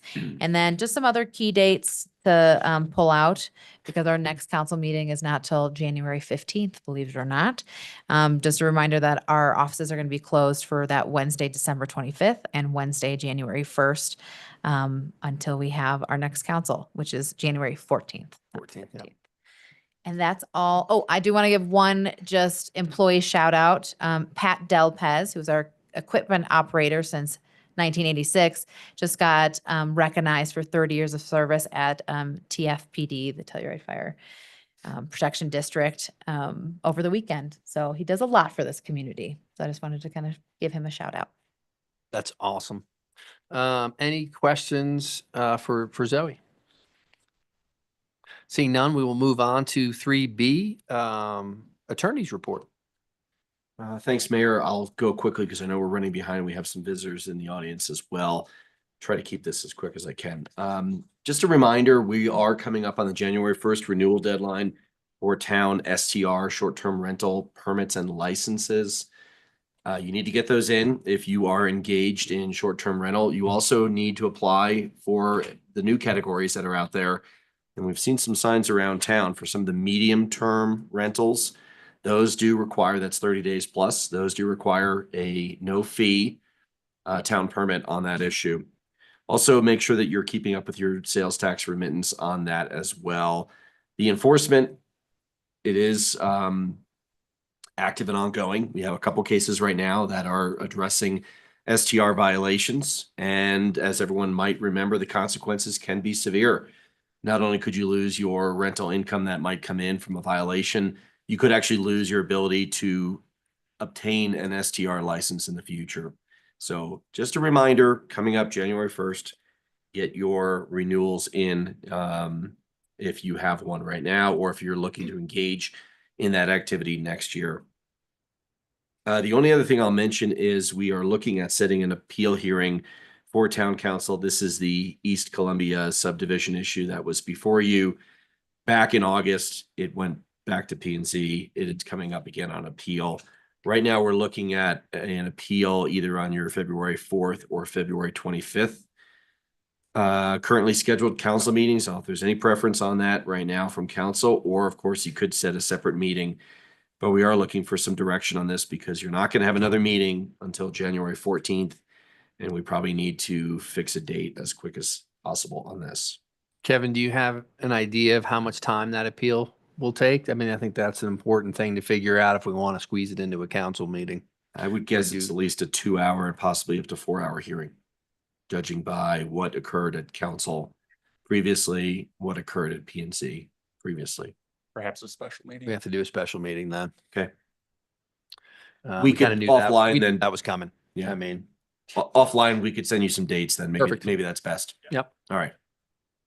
Thank you. That's it, Mayor. Thanks. Great. I'm going to skip council reports because we've got a couple patient people in the room for our related organization reports. And we have our annual update from San Miguel Power Association. And so we'll have you step up to the table. Okay.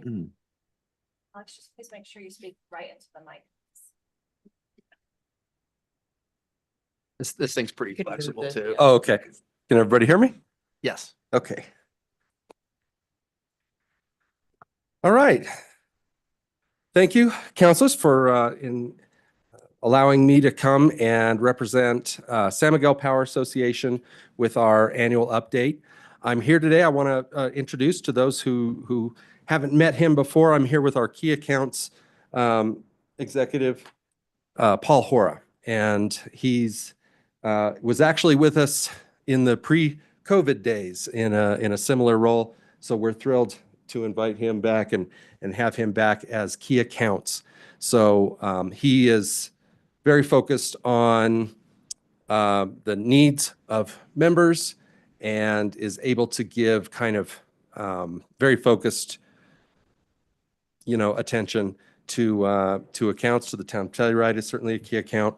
And so it's a good thing for you all to see him and know him. And yeah, so thanks for being here. So I am Alex Shelley. I'm the communications executive. Among my roles are I do our newsletter, I put together our annual meeting, and I also do these reports like this and just any kind of broad public information that we need to put out. And my manager reminded me that every time I go speak, I do need to talk a little bit about our business structure because it's something that people don't know. So I want to just briefly remind those who did know and inform those who didn't. We are in fact a nonprofit organization. We're a cooperative, and we are member-owned and member-controlled. So we have a board of directors, and that board of directors is elected by the membership. And so in that sense, we are, we belong to our members. And it's an excellent business model, not that common, but it's an excellent way to work. Another thing just to note, I know there's a lot of second homeowners in the area, and a lot of times we'll get compared to, say, their utility, in Houston, or a dense urban flat environment. And it's important, I think, for a lot of folks to recognize that serving power in the San Juan Mountains is not the same as serving power in other areas. And so just as an example of that, rural versus dense, in a big city like Phoenix, Arizona, for a mile of power line, which needs to be maintained, you might have 40 customers. For that same mile of line in our area, we'll have about 7. So it changes the economics of what we have to do. So it's an important thing to note, particularly for those folks coming from other parts of the country and just other areas. But we do love this area. We love serving in this area, and we wouldn't have it any other way. Another kind of a cool item that not everyone knows, by the end of next year, we will be 50% renewably sourced. That's from Tri-State, our power provider, and that is part of their responsible energy plan. It has been a journey, and in my career, I have seen this number increase. When I first started, energy came from coal, electricity came from coal. That's how it was. There was very little penetration from anything else, and that has changed. Tri-State also has a goal by the year 2030 to be at 80%. So things are definitely changing in our industry. And of course, the state of Colorado has a goal to be 100% by 2040. So the industry is in transition. I want to talk a little bit about some of our recent programs and happenings. Some of you may have heard of the Pano AI Firewatch system. We have partnered with the Telluride Fire Protection District to install high-definition cameras in high and elevation points throughout our service territory. These cameras continually watch the forest, and they are looking particularly for signs of fire. And they have, if anyone's spoken with Chief Bennett, they have proven their worth many times since they have been installed. There's stories, I wrote an article in a recent newsletter about it detecting a fire event on the Grand Mesa, which is far exceeding its nameplate range. But they were able to communicate that and get attention to that. There have been many cases where by the time the first phone call comes in reporting an incident, crews are already on the ground. So it's an incredible benefit, and we are constantly, right now it's just San Miguel Power and the Fire Protection District. We are looking for additional funders for that program. It has proven itself, and we can only benefit by seeing an expansion of it and additional support for it. So if anyone has more questions about that, we've got some data about some of those incidents. Another program that we've been running for several years at San Miguel Power, and with the help of EcoAction Partners and the state of Colorado, is our IQ program, or also known as the CARE program. And so this is a particularly, our IQ stands for income qualified. So this is for folks who are under a threshold for income. And it's to help them make efficiency upgrades to their homes that helps improve the way that their homes use energy, helps them save money. And it begins with a professional audit. The auditor goes through, finds all of the things that need to help. Every house is different. This is not cookie cutter. This is custom service they're getting. And then through the program, if they qualify, the improvements are then made. So if it's insulation, or if it's a new water heater, or whatever they need, they're not going to pay a penny for it. It is provided as part of the program. So a very cool program administered by EcoAction Partners, and folks, if they're interested, they can sign up or they can see if they qualify from that website. We also offer several rebates, and rebates of, I'll call it 3 flavors. We have renewable rebates, so that would be for any renewable technologies like solar panels for members that might want to net meter. We have energy efficiency rebates, and that's going to be for technologies to replace older technologies that aren't as efficient with newer technologies that use less energy to produce the same result. And our most recent addition, we call beneficial electrification. And the beneficial electrification really is a new element that goes along with what is becoming the new grid. As I've mentioned, the industry is changing. The grid itself is changing. And a lot of these beneficial electrification technologies are driving that change. So there are four pillars. I won't go through all of them, but the final pillar of that beneficial electrification is fostering a more resilient grid. From our perspective, that becomes worth it for us to help people adopt these technologies, and we do so with these rebates.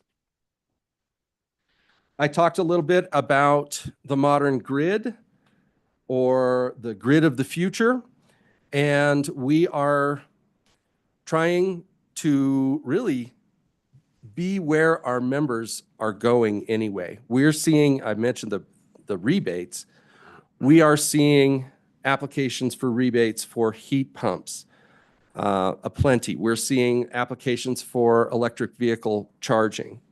In fact, this area is kind of surprising in the adoption of electric vehicles, or EVs. We are if you look across the state of Colorado, we are, I believe it's second. Check my notes here.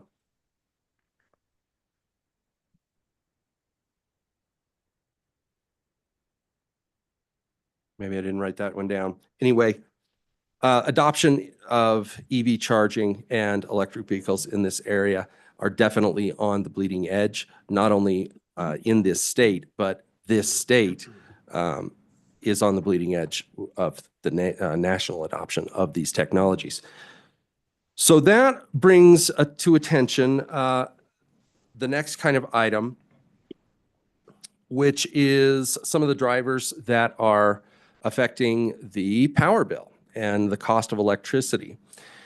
So we did receive an announcement that our wholesale power provider, Tri-State, raised rates on us by 6.2%. That was effective as of earlier this year, I believe August.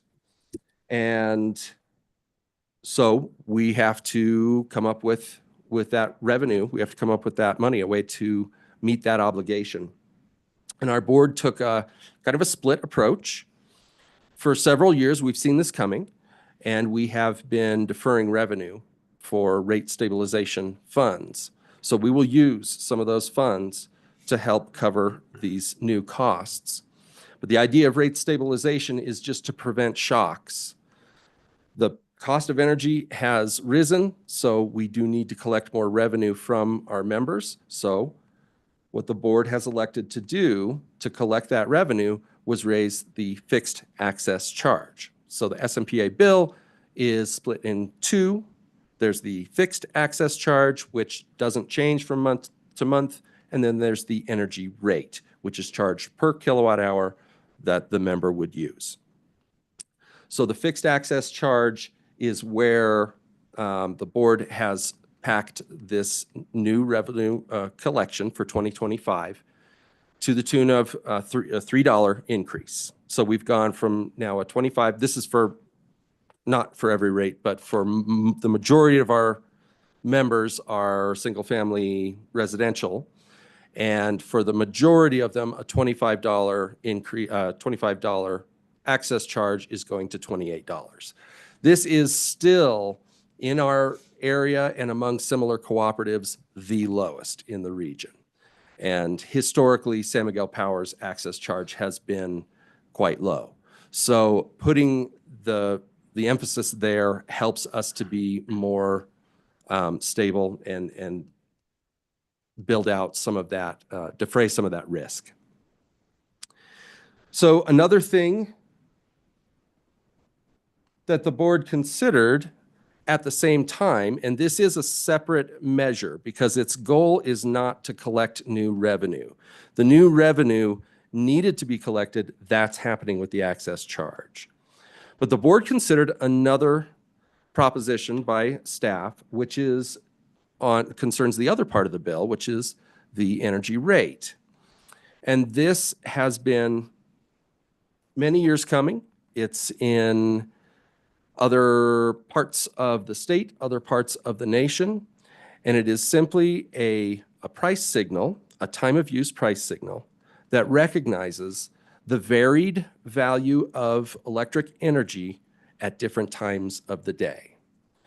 For the longest time, San Miguel Power has charged a flat rate, whatever, either raised or lowered the rate based on what was necessary.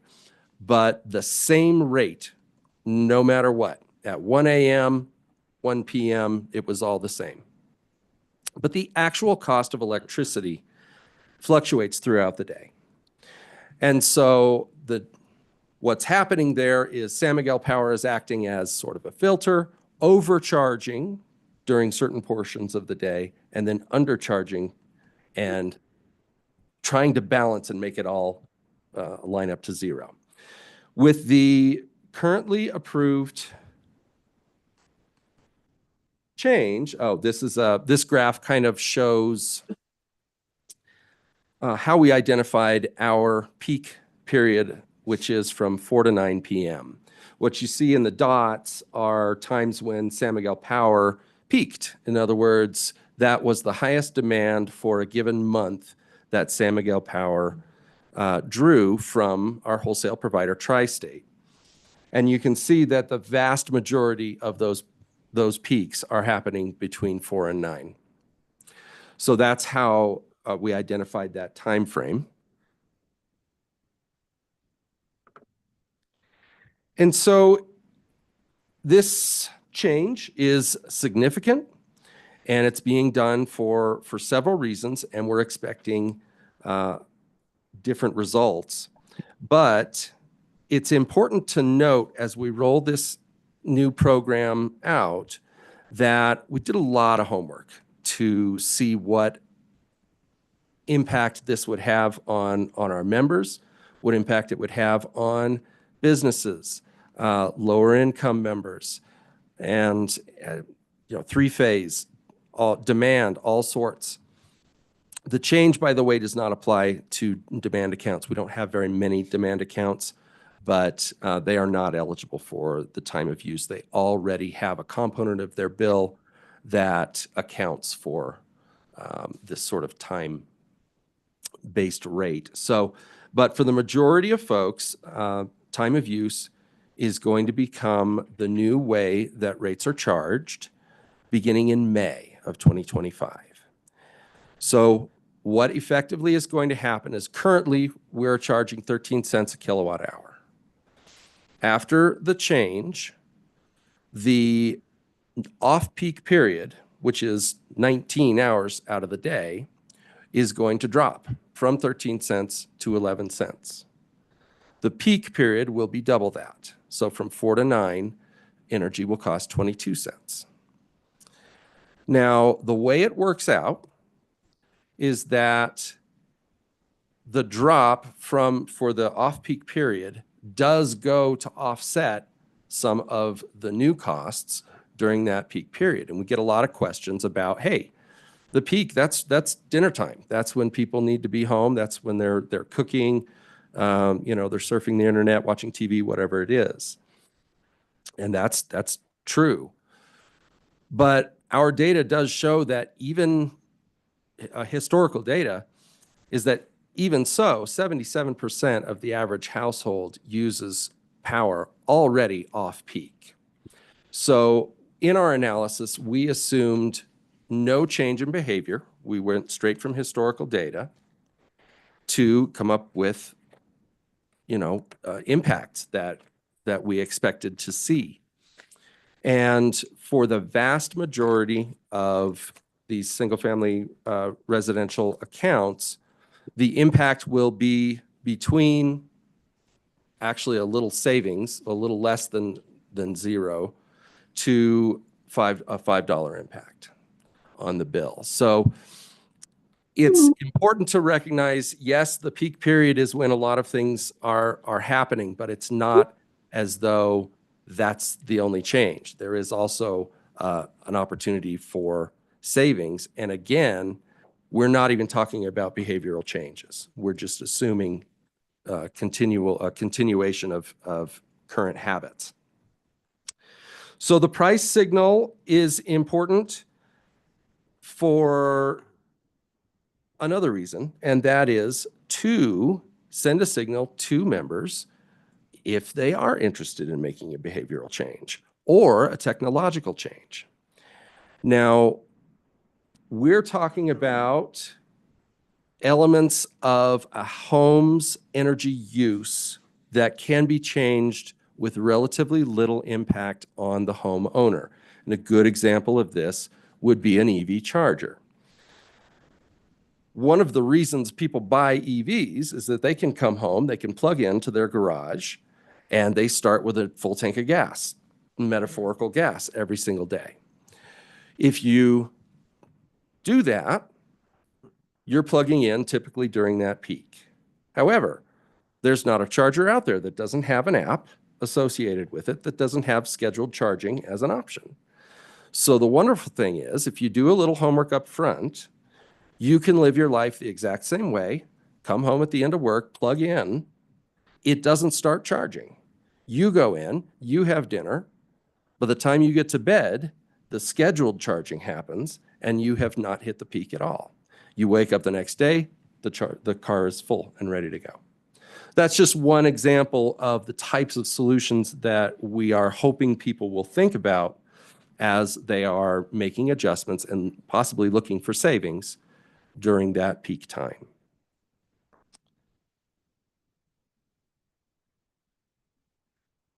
Regarding low-income users, we've received questions about this.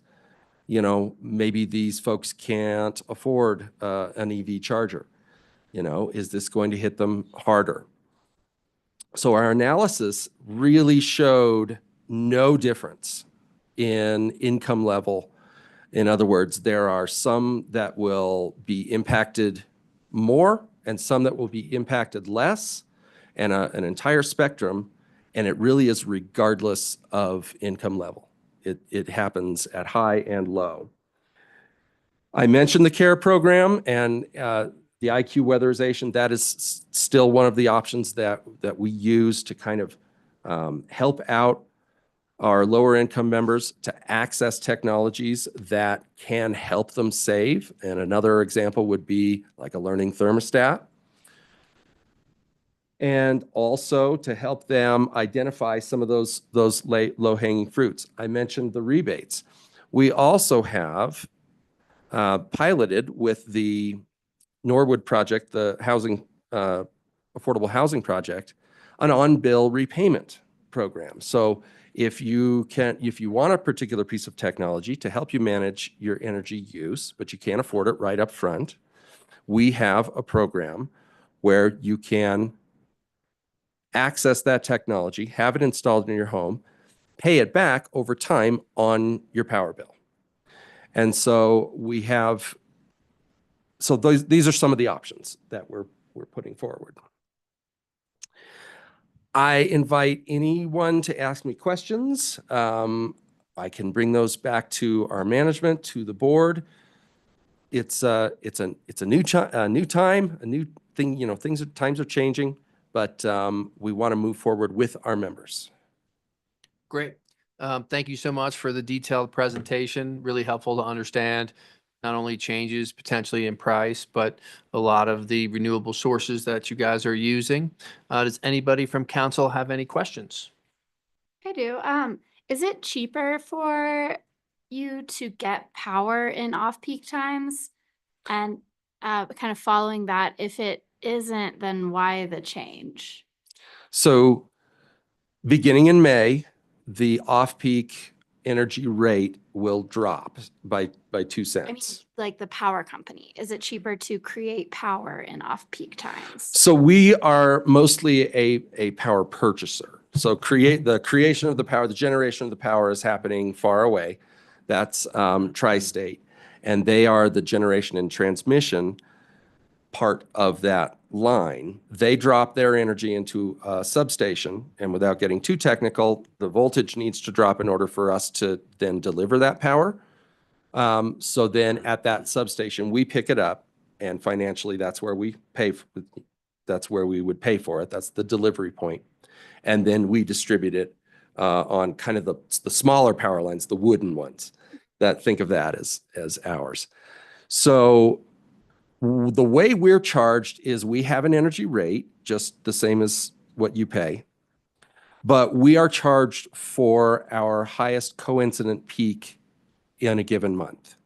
So how much demand did we cause for Tri-State to have to supply power to us? What was the highest amount? And I think it's a half hour interval during that month. And it has to be a peak that's within their peak, Tri-State's peak. And Tri-State is a larger organization. They serve similar cooperatives to us across 4 states. And we are one of 41 members of Tri-State. And so the way we are not on a time of use rate.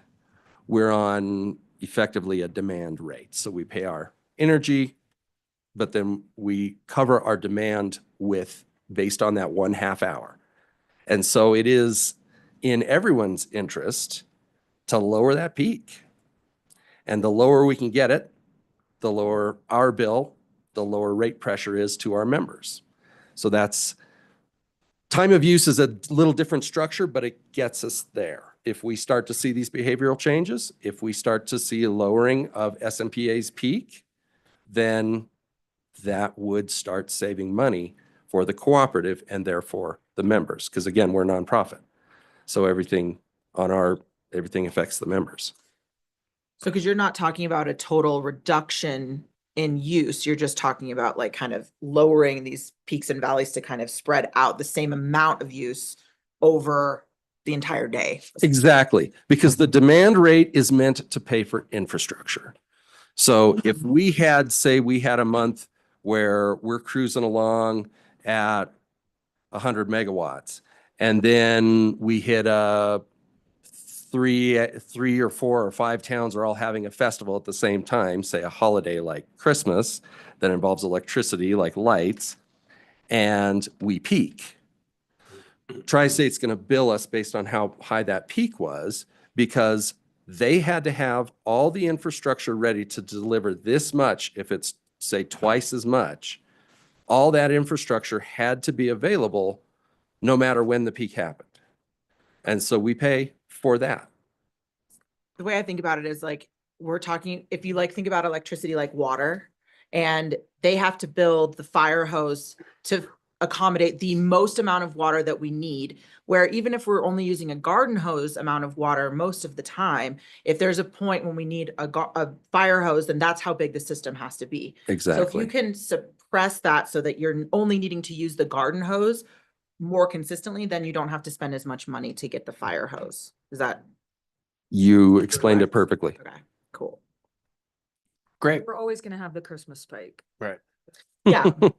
But if you have a Christmas, like this is where it's like, okay, you start using LED instead of incandescent lights. And so there's things like that adjust that then maybe you could make your peak a little bit smaller. So then again, you're not having to create infrastructure for the fire hose.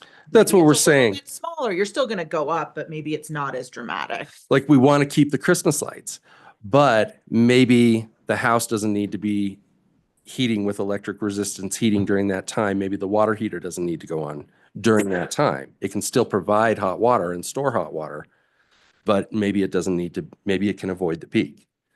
And that would help a lot. Great. Any other questions? I had one brief. Just to clarify, the time-based rates, is that across your entire service area? Are there any exceptions, jurisdictions with exceptions to that? So there's no exceptions, but we are going to offer an option. So we got a question of, hey, what about that restaurant that is only open for dinner? They're going to get, that's the peak is when they use power. The rest of the time they don't. So we built an option for similar cases and we call it time of day demand. And it is not the same as the demand rate that we currently have for certain customers. The time of day demand rate works in the same way that I described Tri-State's bill to us works. So my explanation of that, you're paying for that peak within that window rather than time of use. That's how the time of day demand works. So our members can directly access a bill structure that's not time of use. And the benefit of that is if we've got members who they want one energy rate. They want to pay 13 cents no matter what. They don't want to care when. It's always going to be the same rate. If they want that, they can move to time of day demand. It's still a time-based rate. They're still helping, but maybe that works better for them. And what we plan to do is actually for folks who are in this position, want to make this decision based on data, their own data, is we're going to offer a tool. It's not available yet, but we're going to offer a tool on our website, on our Timing Matters webpage, where they can actually enter their own information and compare, do a cost comparison between the two and make the decision that works best for them. In terms of dollars, real dollars. In terms of real But dollars. for a restaurant in your example, does that mean they would be effectively paying a rate more close to what they're currently paying? Or They would, what is that, what does the outcome change look like? the two structures they're not going to arrive at the same number, which means one number will be a little higher, the other will be a little lower. So the restaurant would have a choice. If they're only using power during the peak, then under our current rate system, they are being subsidized to a great degree. And this change will impact their bill. But at least they have two options to choose from where they can minimize the damage. If you're only operating in these peak times, you're going to see your bill increase, but you might be able to choose between a smaller increase versus a larger increase. Yes. Or be more responsible. Or, what yeah. you want. Yeah. But as our research indicates, for the average home, which makes up most of our membership, 77% of a home's energy is already being used off peak. So those are pretty rare cases, but we still wanted to build the option for those folks who find themselves where they can benefit from a time of day demand over time of use. Great. Well, thank you very much for your time today and explaining a lot about how power works for our constituents and how things might be changing and all the great things you're doing. Thank you for the opportunity. I'm alex@smpa.com. You can shoot questions to me. Go to our website as smpa.com. And there's tons of ways for you to ask follow-up questions or find information. Great. Thanks again. That's going to bring us to 3E, comment on payments. Please provide those by email. We will push council reports 3C to after the consent calendar, and we will adjourn for lunch.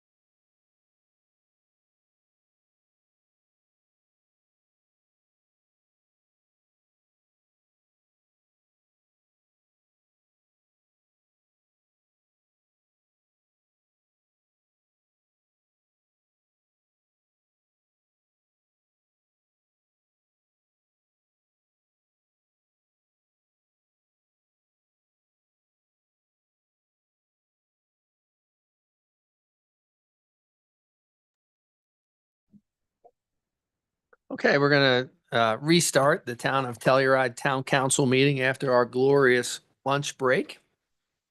Item number 4 on the agenda is public comment. Is there anyone in the room for public comment? Please step on up, your name, where you live, that'd be great. Okay, is this the right spot? Sure, that's perfect. Sure, my name is Dan Jansen. I'm a Mountain Village resident, but also a business owner, a co-business owner on Main Street. My wife, we know who runs a business, owns Society Telluride. So I'm literally and figuratively invested in most communities. But I'm here to speak in my second to last day as chairman of the Telluride Tourism Board. And I'm going to try something a little different. I'm not going to complain. I'm not going to criticize. I'm not even going to ask for anything. I'm simply here to say thank you for your support of the Tourism Board. We've had a bit of a journey together, and with your help, we've, I think, reinvented the Tourism Board to some extent. We're far from done. But there were challenges around leadership, and we have Kira running it now, and I think doing a great job. We've completely turned over the board. One of my goals was to bring in the next generation of leadership in the community, and I think we've done that, and you can look at our board members. When I step off the board tomorrow, the average age will drop even more. So that's something to look forward to. We've also faced some challenges about funding. There were legitimate questions that you and others asked about how much should we be putting into tourism and marketing. We've dropped it, we've raised it. I think we're at a good level. And again, that's part of my appreciation for what you've done. We've also tried to change what we do in the community. We try to spend as much time, if not more, on destination management, not trying to set records or anything, just making the experience here better for those who are spending their time on the ground here. There were concerns around transparency. I've done everything I can think of. All of our meetings are public and are open. Our financials are posted on the website. If anybody here or listening has any questions on the tourism board, please come ask. We may not agree, but we can certainly provide any information you need. And so with that, you know, we've done a few things for extra credit, like the Economic Recovery Committee during COVID, when there weren't organizations focused on how the businesses are going to survive that period. So we've acquired Telluride.com from a private entity that ran it for the purposes of their business, as I would have done had I owned it. But it's really a community asset. All of our businesses can be on it for free, and we hope to do even more with it. So I'm starting to sound braggy here. What I'm trying to say, with your help, I think we've gotten to a pretty good place. So I would just ask you to continue supporting the tourism board. You've asked hard questions, keep them coming. And your support is much appreciated going forward. And as a private citizen, if there's anything I can do to help, let me know. Thanks again. Great. Thank you very much for that. We appreciate it. Is there anybody else in the room for public comment? Seeing none. Tiffany, do we have anybody online for public comment? Seeing nobody online. Okay, we will close public comment for today's town council meeting. That brings us to agenda item number 5, presentations and proclamations. 5A, introduction of new deputy town manager, Hayden Brodowski, and Zoe Denal to introduce. Since we have a lot of them, everyone can kind of see how this works, but I'll ask Aiden to kind of sit down here. While I give a great introduction. So I'm really excited that we have now brought in the bench in the manager's office and added Hayden to our team. Hayden, our new deputy town manager, was the assistant city manager for Hudson Oaks in Texas, where he managed multiple departments, including finance, building, engineering, economic development, public works, parks and rec, and planning and zoning. He also did a lot of great initiatives when it came to regional water, even helping with negotiations for a regional wastewater facility, and so many other things that were key to the community. He has been in local government for quite some time. He has been a planning manager, a historic preservation officer, and has done a lot of great things in his career with his degree in political science and a master's degree in public administration. He comes from Southern California, and he has a beautiful wife and a lovely 15-month-old daughter, Rowan. So we're really excited to have him join and his family join our community. So huge welcome to Hayden. Thanks. That's Yeah, great. you're welcome. Yep. Hayden, thank you very much. Welcome to the team. 5B, introduction of new park maintenance technician 2. And we have Todd to introduce John Wiskaver. Am I pronouncing that right? Weisgaver. I was close. Not really. Sorry. We'll always make you go to the mic, Todd. Sorry. You want Sean to come up? Yes, Yeah. we'd love them. We have 2. So in addition to that, we have Sean Harton. Hopefully I at least pronounced that one Yep, correctly. you got that one correct. All right, well, yeah, I'm here to introduce John Weisgaber, closest to me, and Sean Harton. They were both hired to the Park Maintenance Tech 2 positions. I'll start with John. John's originally from Aurora, Colorado, and most recently lived in the Grand Junction area. While in Grand Junction, he was working at Booklift Gardens as a landscaper and also working as a plumbing service tech. John brings landscaping, irrigation, plumbing, construction, mechanical and equipment operating skills to our department, which are all greatly needed. He also brings skills from serving for 5 years in the Navy as a CB. And for those of you that don't know what a CB is, that's sort of the construction arm of the Navy. So yeah, we're extremely happy to have John on board. I think he's been with us a month and 5 weeks. Yeah. And then next is Sean Harton. Sean's originally from Illinois. He moved to Telluride from Fort Collins, where he was also working in a nursery as a nursery tech. He has a bachelor's of forestry with a specialization in parks and rec management from Southern Illinois University. Sean brings landscaping, irrigation, plumbing, arboriculture, equipment operation, and basic carpentry skills to the position. And the other thing with Sean, he just moved here. He's never been to Telluride before. So if anyone out there has any furniture they're trying to get rid of, hit Sean up. Cool. Perfect. Yeah. Welcome, guys. Thanks, Guys, guys. welcome so much. Thank you for joining the town staff, and we really appreciate your service for the community. That brings us to 5D, introduction of a new civil engineer, Justin Blair, and we have Tara Ogren here to present this new appointment. Yes, great. Thank you. Justin Blair is coming to us by way of Durango. He has a Master of Science in Bioresources Engineering and Water Resources Management from McGill University in Quebec. And Justin enjoys specializing in utility, long-term and near-term capital planning. And we really are welcoming to his operations and his overall utility experience. So thank you, Justin. That's great. Welcome. Justin, thank you. We know we've seen you down at the ice rink, so that's been a welcome addition for us. And thank you. And 5E, introduction of a new town facilities maintenance tech, Max Van Horn, and we have Delaney Tapson here to introduce. Hi, I'll just stand on tiptoe so that they don't have to keep moving it. Max joined our team rather recently as well, end of October. Yes, End of November, And- so mid-November. yes. Mid-November. I don't have a great CV, so I'm going to let him toot his own horn. But what I can tell you is Max has proven himself already to be a super hard worker. He's a gentleman. He listens very closely, and we're really grateful to have him on the team. And he's basically a Colorado native, so not from this area, but has relocated over this way. And I'm going to let him tell you about himself. Yeah, I am from the San Luis Valley, kind of originally grew up over there. For the last 2 years, I was the facilities maintenance manager on there's a Potter Ranch. It was a 100,000 acre bison ranch owned by the Colorado Nature Conservancy. And so I've spent the last 2 years just managing all of our staff housing and guest accommodations there and all the maintenance. So kind of the same thing that I'm doing now here on a much smaller scale back there, of course. And before that, I was a cattle grazing foreman for 3 years.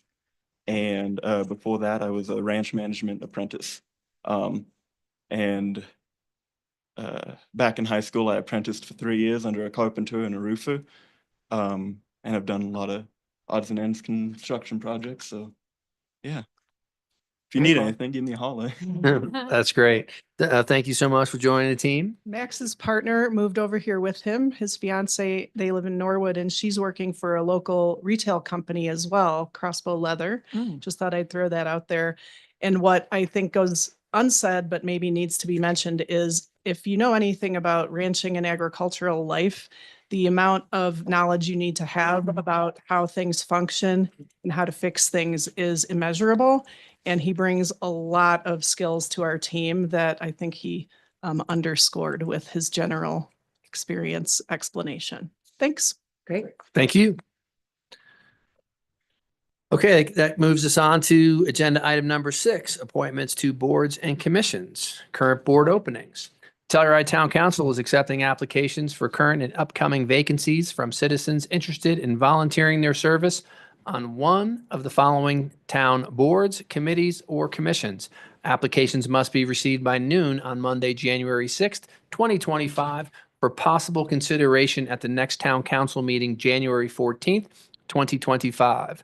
Board of Adjustment and Appeals, 5 regular seats for a 1 or 2 year term, 2 alternate seats for a 1 or 2 year term.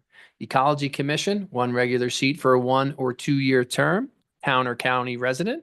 Ethics Commission, 3 alternate public at-large seats for a 1 or 2 year term, town resident. Planning and Zoning Commission, 1 regular seat for a 1 or 2 year term, town resident at least 1 year. Please note that town council may choose to appoint a sitting alternate to a regular seat vacancy. Should that occur, council reserves the right to appoint any applicant to an alternate position. Moving right along, agenda item number 7, consent calendar. I trust that everyone has read the minutes from the last meeting. Do I have a motion to approve the consent calendar? Move to approve the consent calendar as presented. A second. We have a motion from Ashley and a second from Dan. Ashley, how do you vote? Ashley, yes. Dan, yes. Helena, yes. Geneva, yes. And Teddy, yes. The consent calendar is approved unanimously. We're going to go backwards a little bit for item 3C, council reports. And we're going to start to my right now that she has a voice I know, with yeah. Elena. I actually don't have too much overlap from the last meeting when I didn't council reports. But for our case board, not at this December meeting, but at the November meeting, something interesting that, not interesting, but something that we talked about was employment relationships and like reasons for recusal. And we in the past have had the standard that if you get paid at all or any in-kind payment from any organization, you have to recuse yourself. And before I was on town council and I was just on this board, I kind of brought this up as an issue because, a lot of the people sitting in those board seats are there because they have relationships with nonprofits and are already involved in that world. And, it's hard because if you have a small role with a nonprofit or small job, independent contract work, for instance, with a nonprofit, it made you have to recuse from those organizations. And we were having issues of people having long lists of recusals. And so we talked about that. And we, it's not a quasi judicial board. And what it says in the ethics code is, do you have a personal or financial interest? And we deemed that like small payments of independent contract work and smaller in-kind payments would not result in a recusal. And just to be transparent, the reason we really brought this up is because Claudia Garcia is a member of that board, and she does a lot of Jedi work with different organizations in town. And for that reason and other reasons, she is a really important voice on that board, but it was kind of forcing her to have to sit out of a lot of the conversations. And so, I think if we at some point need to get more specific about what that looks like, we will. But like if she does work in exchange for tickets to Telluride Theater Show, or if it's, you know, a one-off independent contract work, that's something that we decided was not reason for recusal, whereas her regular work for someone like Mountain Film would be. So I think it's a good, well, I'm not supposed to have opinions right now. It's a change that we've talked about for a while, and we'll see how it plays out. And I think if anything comes up, I'll bring it up to the board again. But that was a big shift in how we view that. We had a report from Stuart Halpern, who he looks at tax reports from the different organizations. So that's always an interesting meeting. The grant discrepancy matrix looked much better this year than it did last year. So that's the matrix that we put together of anything that's incorrect or missing from the grant applications. And this year we had a lot fewer issues there. So our reworking of the grants from last year seems to have led to fewer mistakes. So that was a good report. So from the December meeting, we actually had an update from the tourism board. So I'm glad we kind of got a lead into that. I'm sure, you know, we'll get more information to council, but basically, I'm trying to summarize this because there was a lot of information. You know, they had a lot of success with the summer marketing program that we all saw. A lot of like a high click-through rate, way above average engagement. So that's going really well. And they're launching a winter version of that. We saw a lot of lodging metrics, some things up, some things down. I have specific notes, but I think I'll kind of gloss over that. Mountain Village is still a little bit ahead of us in lodging. Average daily rates continue to, well, actually, no, in some places they went up and in some places they went down. So it was a little all over the board. And the Telluride Tourism Board won a big award for the new campaign that we launched.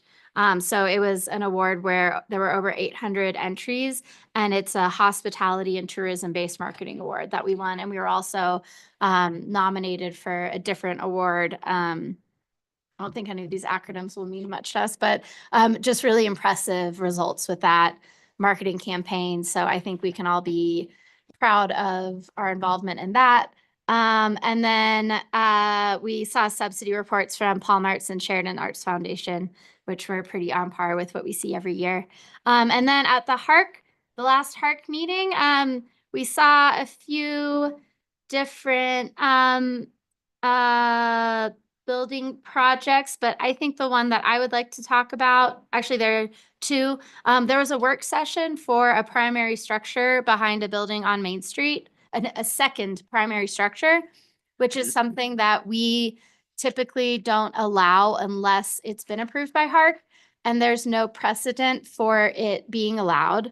And it was just a work session, and my take on it was that I don't know if they were actually planning on building the building or if they just wanted the possibility approved for sale of the property. That was a little unclear to me, but interesting because that would kind of set a new precedent if HARC would allow that, and they were sort of left undecided.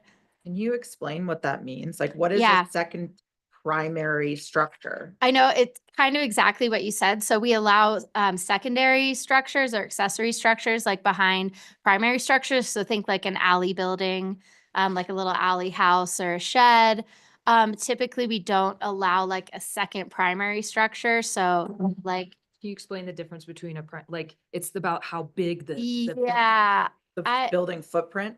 I actually would think have it's- to look into what makes it a second primary structure. It might be a square footage thing. Would it, Off the top of your head? I'm just curious, mostly, okay. That seems like an oxymoron to have a secondary primary structure. It's a second primary structure. I misspoke. Sorry, I well, think. the same thing. I think Yeah. the idea is like that the height and density and floor area ratio and all of those regulations are different for the different definitions of primary versus secondary structure. Yeah, like So like two main houses on a lot instead of Yeah. a main house and a smaller alley house.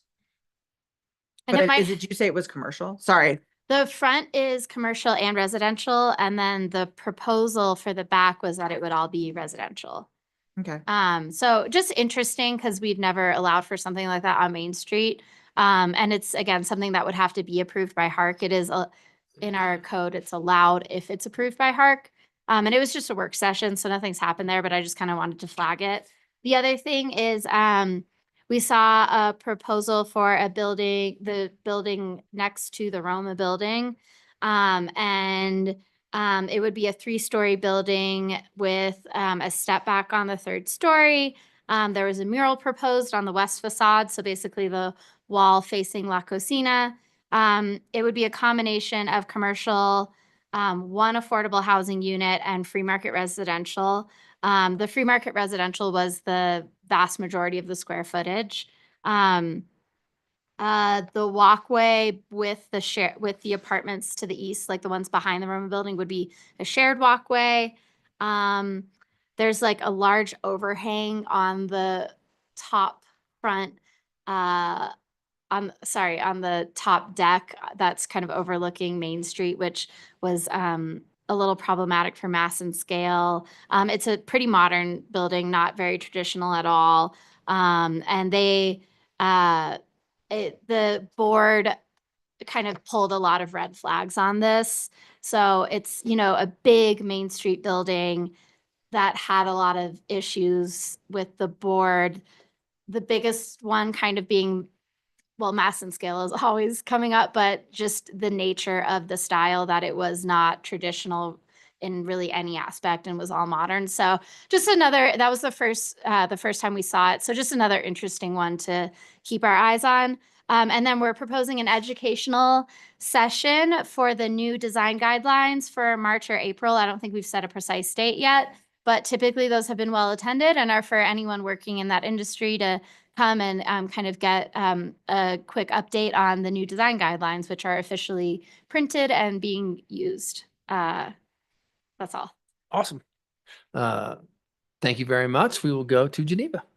Okay, great. I have a few updates. One is that Kathy met and discussed some pretty serious concerns and fears going on with our local immigrant community regarding our new residency and how that may affect ICE actions in town. And one of the things that was brought up that I would love to see council's appetite on was that the previous administration at times would use the strategy to go to municipal court and pick people up when they were fighting a parking ticket or doing some sort of lower stakes court hearing issue as a way to locate them. And in the past, we've always said that we want to ensure that our municipal court is held in person, but people can participate remotely. And it's usually up to, I believe, the sitting judge to allow remote participation versus in-person participation. But just wanted to sort of bring up that I let Kathy know that I was pretty sure that council would all be in support of us allowing remote participation for municipal court hearings to sort of alleviate those concerns for our community members. And if anybody disagrees with that, then we can talk about it. So that is going on, and Kathy's sort of working to put together kind of some solidarity events for our local immigrant community to ensure that they feel supported by the community with all these kind of scary changes coming up potentially. So that was Kathy. And then I should mention Papa Noel is also coming up. So hope to see everybody at that. Is it the 14th? Yes. December that sounds 14th. right. So on Saturday, it's at the elementary school in the gym in the middle of the day. It's going to be super fun. Next, I just sort of wanted to bring up, so for our housing, this was mentioned earlier in the manager's report, but I'll just say it again. We have a public engagement meeting, 2 meetings tomorrow for folks to learn about the new rental housing policies. One is going to be at 9 a.m. and one is going to be at 6 p.m. in the program, or yeah, in the program room at the library. I will be at the morning one, but unfortunately can't make it to the evening one because I have to be at my other job. But please tune in, come in person or tune in. There will be simultaneous interpretation in person and online. And this is a really good opportunity to sort of get questions answered and understand how these new policies might affect you if you are a renter or want to become a renter in the town rental units. And then also Community Services Department Head Delaney asked that I bring up today and hope we can discuss. We still have some units that are vacant in the Voodoo housing project and sort of what we want what direction we'd like to give to staff for the strategy to get those filled, since this is probably the first time that we've gone through a lottery and not, sold is the wrong word, but not allocated all of the available units. And these are unique units. Voodoo's unique because it's targeted at higher incomes. And we have one studio and how many 3 bedrooms? And 3 3-bedrooms. One studio and 4. One bedroom. 3 3-bedrooms, 1 4-bedroom. Okay, will you come up here and talk to us? So we had given direction in a previous meeting to go down the list of all of our wait lists and see if there were any sort of within our rental program transfers that could happen, or families that would be suited to, or households that could be suited to moving into these units. And we have exhausted those options, or I wouldn't say we have exhausted them. Okay. Because there's so many people on the wait list, but we're down into the 100 plus numbers of contacting people. So we're just looking for some new direction on What are the sizes again? 1 studio, 1 3 studio. 3-bedroom, 3 1 3-bed- 4-bedroom? Correct. Do you have any recommendations for us of what you'd like to see happen? Prefer not to do a lottery because it takes 6 to 12 weeks to do a lottery, and the, time really is of the essence. We did just have a situation. It's different but similar. The temporary winter community housing program has always had a wait list in the past, and this year we actually had empty spaces left. And Lindsay Mills helped us put the word out, and we got interested parties within a couple of days. So we could do and it was first come, first serve. If it was a walk-in, we time-stamped it. If it was an email, we had the timestamp from the email so that people in the order they got us their information were allowed those spaces. We could do a similar thing with Voodoo units if people wanted to contact us. And our booking site for appointments should be ready to go tomorrow when the forums occur. So that is not just for questions for the policy changes. It can be for any appointment for any reason, and therefore somebody could make an appointment. I'm a fan of first come, first serve at this point. I think we've gone through the process of doing the most fair opportunities, and that's how it was when I first moved here and there were vacancies in Shandoka. It was like you could go to the office, you applied, and you could sign a lease. So I would be in support of that. I've also spoken with people on the street that were surprised that there were still units and have asked how to apply. So I think this could be a swift, hopefully, resolution. The reality is today, it's probably a little bit different than when you came to Telluride, but like a lot of people are getting their information online. I know that we have our own channels, but I'm just curious if maybe we've thought about posting these things on some of the like more commonly used, like posting it in like a Sweet Deals or in a Real Deals or something like that locally, or even kind of regionally to try and reach people. Cause they might, I think Geneva's right. They don't know that there are still units available. And then they're going on there saying, I need to move to town, whatever, If anyone has a place, let me know. So it's like, I feel like if that's how they're seeking information, that if we go and put it in these similar things and not just post it on our Facebook page, maybe that will also show. I think that's a communications department. That's what I'm thing. saying. It's like, I think that Yeah. maybe we need to just change the strategy a little bit on this to go to where people are asking for the housing, maybe that aren't from here. I is what guess I'm thinking. to be clear, we haven't released these units yet, so there has been no communication around this. Sure. When it came to our release for the temporary winter housing winter community housing, we pushed that email to our 7,000 plus person email list and found people within days. So I don't know that we need to be posting far and wide initially. I think we want to focus on the people that are engaged with Town of Telluride properties. That said, if we don't find people quickly, then looking outside of our Telluride R1 school district region would be feasible. But again, it's qualification that is the big key for these units in particular. Yeah, and these Voodoo units would not be for somebody moving to the area. It's for somebody who's already here and working and has the. Well, they don't have to be, they just have to be working here. They could be living somewhere else and working here, right? To qualify? Sure, they Yeah. could live in Montrose. So and if they're commute. commuting up As long as and they're they're working. saying like, I've been commuting or I'm, been working here and I want to move or have a different situation now. I mean, I would love to see like an email blast or even like a post on our like Instagram about this before we go to kind of, I don't know if third party is the right word, but sort of like groups that aren't Town of Telluride branded. I think we should use our own platforms first. And then if we need to expand beyond that, we can have that conversation. But I do think this is an issue of maybe people not knowing, not that nobody wants them. Well, and there was no pathway for them to apply right now. Right. Nothing's been released. Right. Yeah. Like we are now Yeah. directing, yes, there will be a pathway. Yeah, and I know in THA subcommittee, we kind of talked about the issue of like the flood of applications we might get.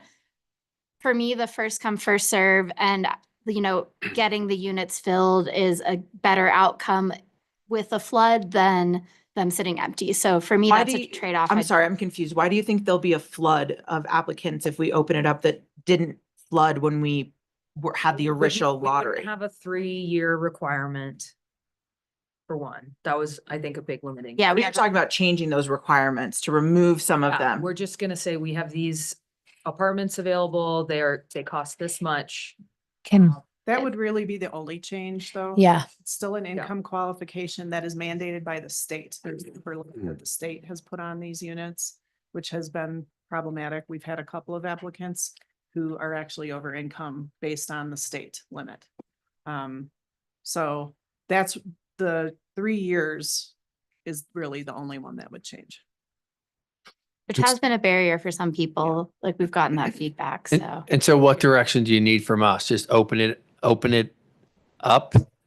Yeah. It's as simple as that? I mean, First come, first serve. And as long as we know that the people on the waiting list were contacted first, I think it's probably okay to do that, right? I mean, is anyone against that? I would just take official action though to do that, or are we just like giving direction? I think it's just direction. To be clear, Teddy, it sounds like there's still 100-ish or so that are on the wait list who haven't been contacted. Did you want that first?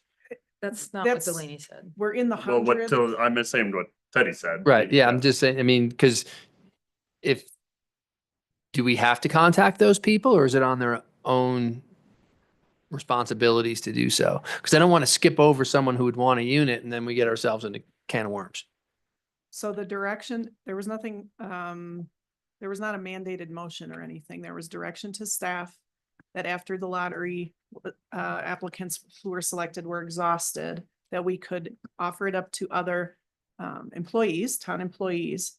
We don't have anybody that we know of as of this morning that fits the mold for those size units in particular. Maybe the studio, but probably not at the price point it's at.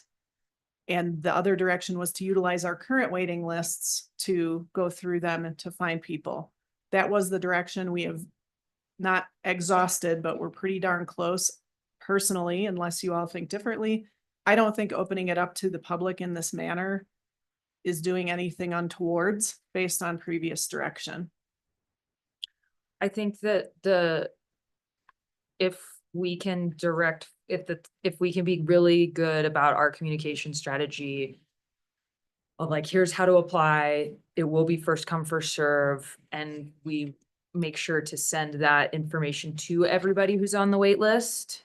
I'm good with that. Then that makes me feel Okay. Yeah, because That it's was a my little weird suggestion. that if our direction was to use exhaust was the word and we haven't. Or if you want just our direction, because that's going to be exhausted in 3 days and then you want to be able to go open it up. I mean, whatever you feel best with that direction, I think I'm pretty good with. I feel like we can, my comment was gonna be, we know, because that's the process that takes a long time, right? Is reaching out in order to the people on the waiting list to say, do you want it? And then wait for you to reply, and then say, do you want it? And then wait for you to reply.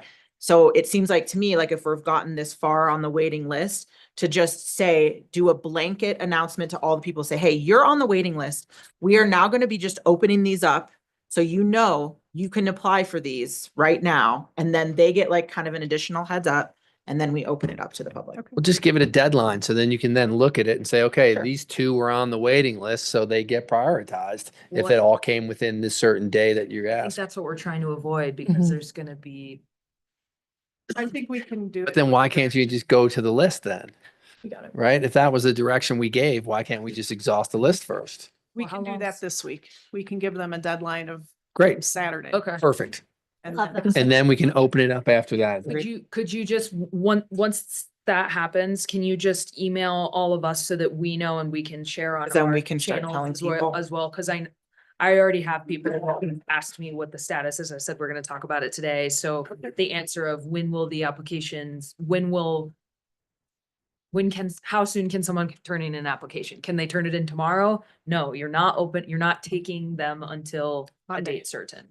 Right. Monday. And if any of the people who have contacted you, if you can reach back out to them and find out if they are in fact on our wait list, Then they we could turn it in before then. Yeah. Okay, Thank you. thank you. Thanks, Delaney. Yeah. That's it for my council reports. Thanks for the mini work session. Awesome. Ashley? I will be brief, because I didn't have any other meetings between last council meeting and today other than Parks and Rec. So basically the bulk of the Parks and Rec meeting was spent talking about the campground, and the new fees, slight increases, nothing super crazy, like most of them are around 5%. And then some slight changes to how the campground spots are like, kind of categorized to hopefully prevent, in the future, there are, people aren't allowed through the system to book specific campsites.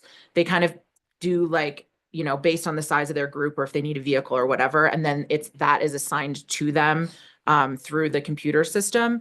So this would basically create kind of a different type of like a grouping system. So that way, if you really wanted like a riverside spot or on a riverside spot and then got moved, that it would be within that same kind of similar campground type.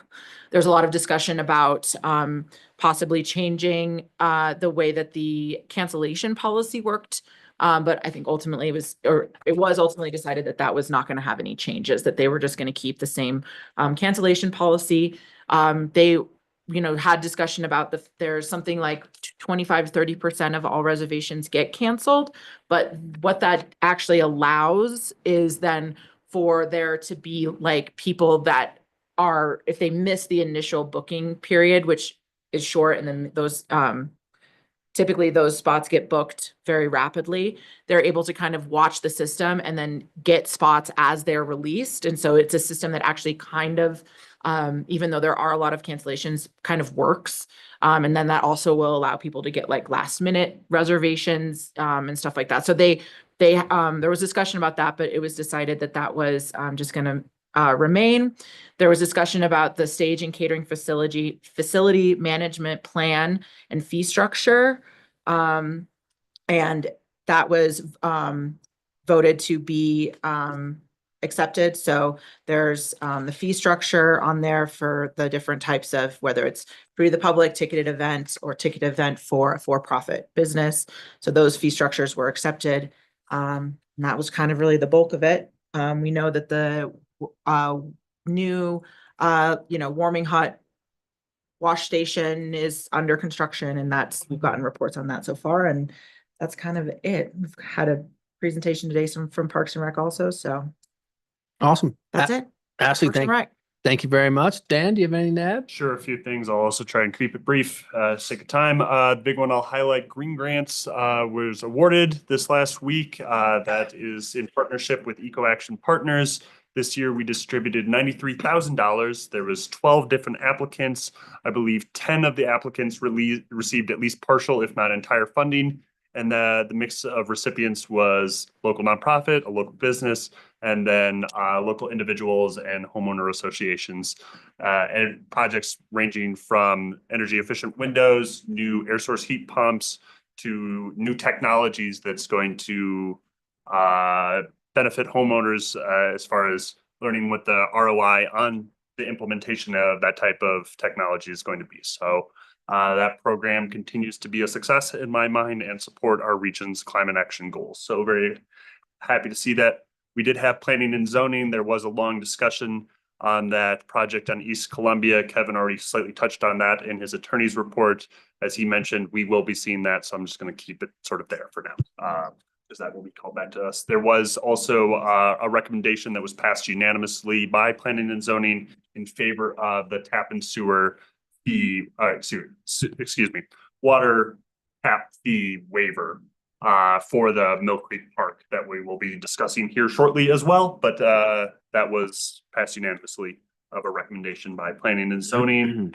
And I covered open space yesterday. There was a number of topics discussed, including use of the Zone 1 camping for both Bluegrass and Telluride Blues and Brews. That was approved for both of those. The open space continues to look on impact in that zone, that sensitive area, both by the San Miguel River and the bottom of Bear Creek, and continue to mitigate the impact of the hundreds or thousands of campers that are in that little zone. And I think working really well with Parks and Rec and continuing to mitigate some of those impacts.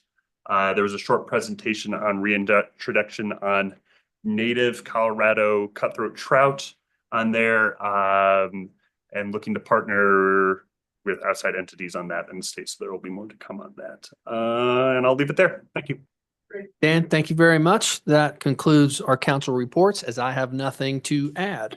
That brings us to agenda item number 8, public hearing, 8A. Second reading and approval of an ordinance of the Town Council of the Town of Telluride, Colorado, adopting water and wastewater rate charges for 2025. And we had Kaylee Ranta here to present. Thank you. This is the second reading to establish water and wastewater rates for 2025. There haven't been any changes since the first reading, so these would be effective January 1st of 2025. And the Finance Department and Public Works worked closely with Burns McDonnell to update our water and wastewater studies last fall. We provided them with a 5-year capital plan and a current operating budget, and then some assumptions on annual increases in the operating expenses. They did recommend a 5% increase in water rates and 18% in wastewater rates. We have a lot of aging infrastructure and new infrastructure needs. So we are going with that recommendation. That's it. Great. Thank you very much. Not only for you and your staff's expertise, but also to retain an outside opinion on what we should do. Are there any questions of council on this topic? Seeing none, is there anyone in the audience that would like to comment? Seeing none. Tiffany, is there anyone online? No. We have no one online. Unless there is further discussion from council, I would entertain a motion.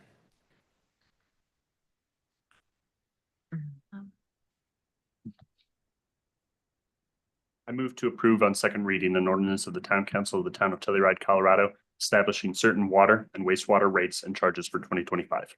Second, We have a motion from Dan and a second from Elena. Dan, how do you vote? Dan, yes. Elena, yes. Geneva, yes. Ashley, yes. Teddy, yes. It is approved unanimously. Thank you very much. That brings us to 8B, second reading and approval of an ordinance of the Town Council of the Town of Telluride, Colorado, concerning the financing of improvements to the Virginia Placer Phase 2A and Phase 2B housing project. Thank you, Mayor Erico.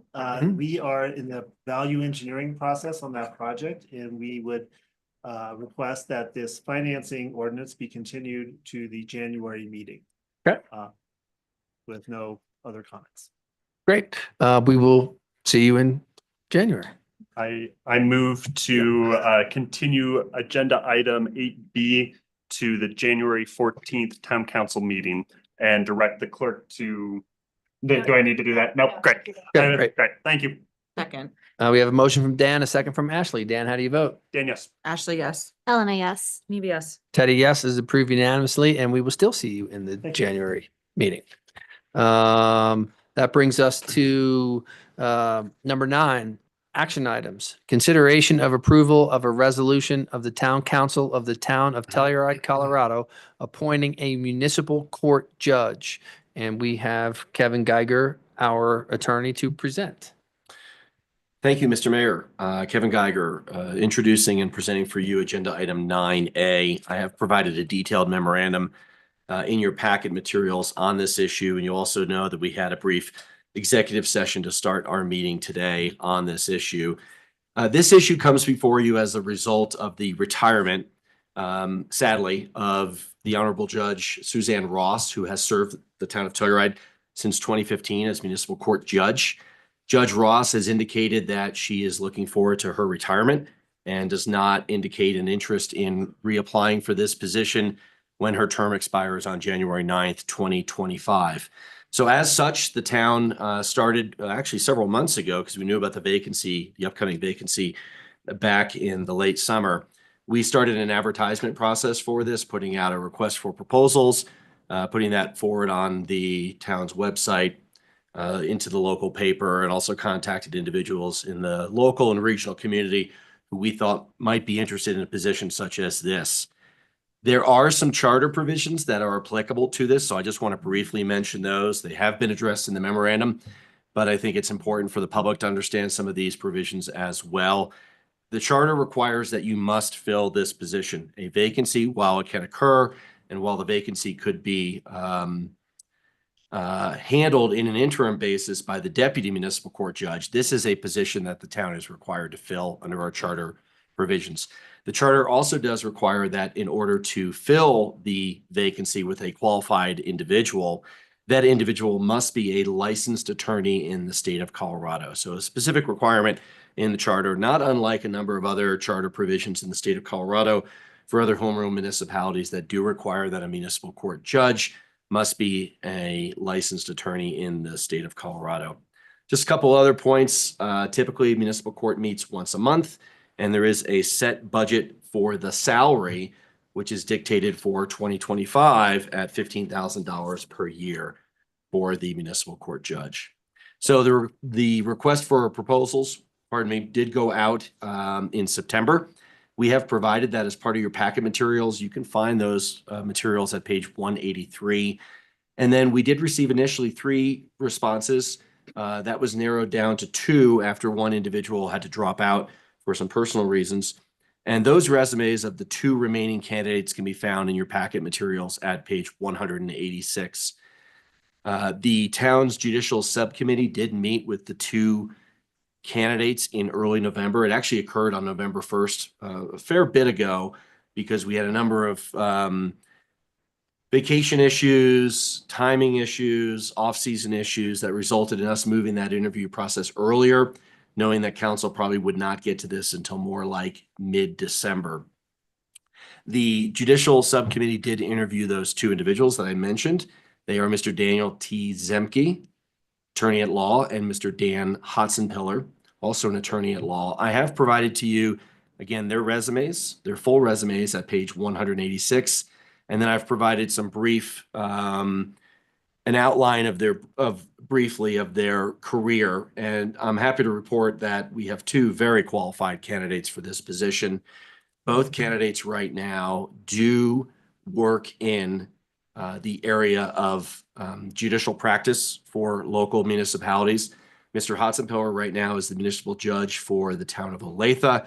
And I think I left it off my bullet point list, but he also is the conflict judge in the city of Montrose. When the city judge in Montrose has a conflict of interest, Mr. Hotzenpiller will stand in that person's stead as the conflict judge. Similarly, Mr. Zemke also has judicial experience. He is currently the town judge in Netarita and Norwood.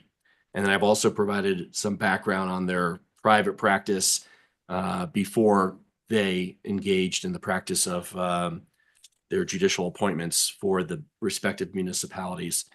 So in conclusion, I did want to offer that while the judicial subcommittee enjoyed the interviews we did not make a formal recommendation. We felt that we had two very qualified individuals who were making application to the town.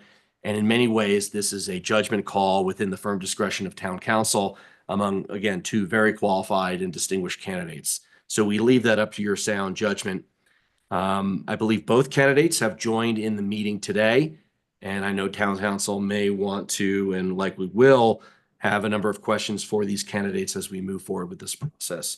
We do have a resolution in the packet material for you. I mentioned before on that issue, it's found at page 181. That would be the basis of any motion that you should advance today. And right now, the suggested motion to advance this matter, the resolution forward, has a blank in the appointment, obviously pending your decision and your discussion today. So with that introduction, Mayor, I'm happy to turn it back to you. And I know the other two members of the Judicial Subcommittee are here as well and able to answer any questions that you may have on this matter. Fantastic. Kevin, thank you very much. And I want to express, certainly my sincere thanks and the council's for both of these well-qualified candidates to throw their hat in the ring and make what will most likely be a pretty challenging decision for us.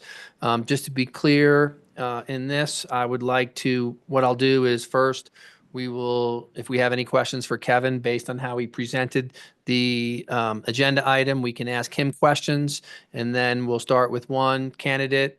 They could say something about themselves if they feel necessary, open it up for questions.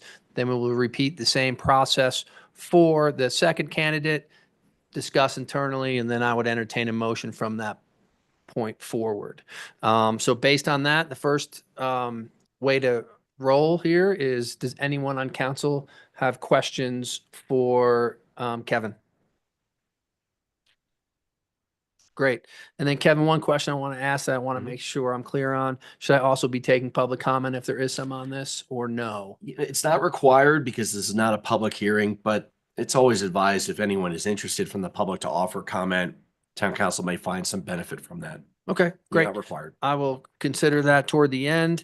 And again, two wonderful candidates, and thank you both.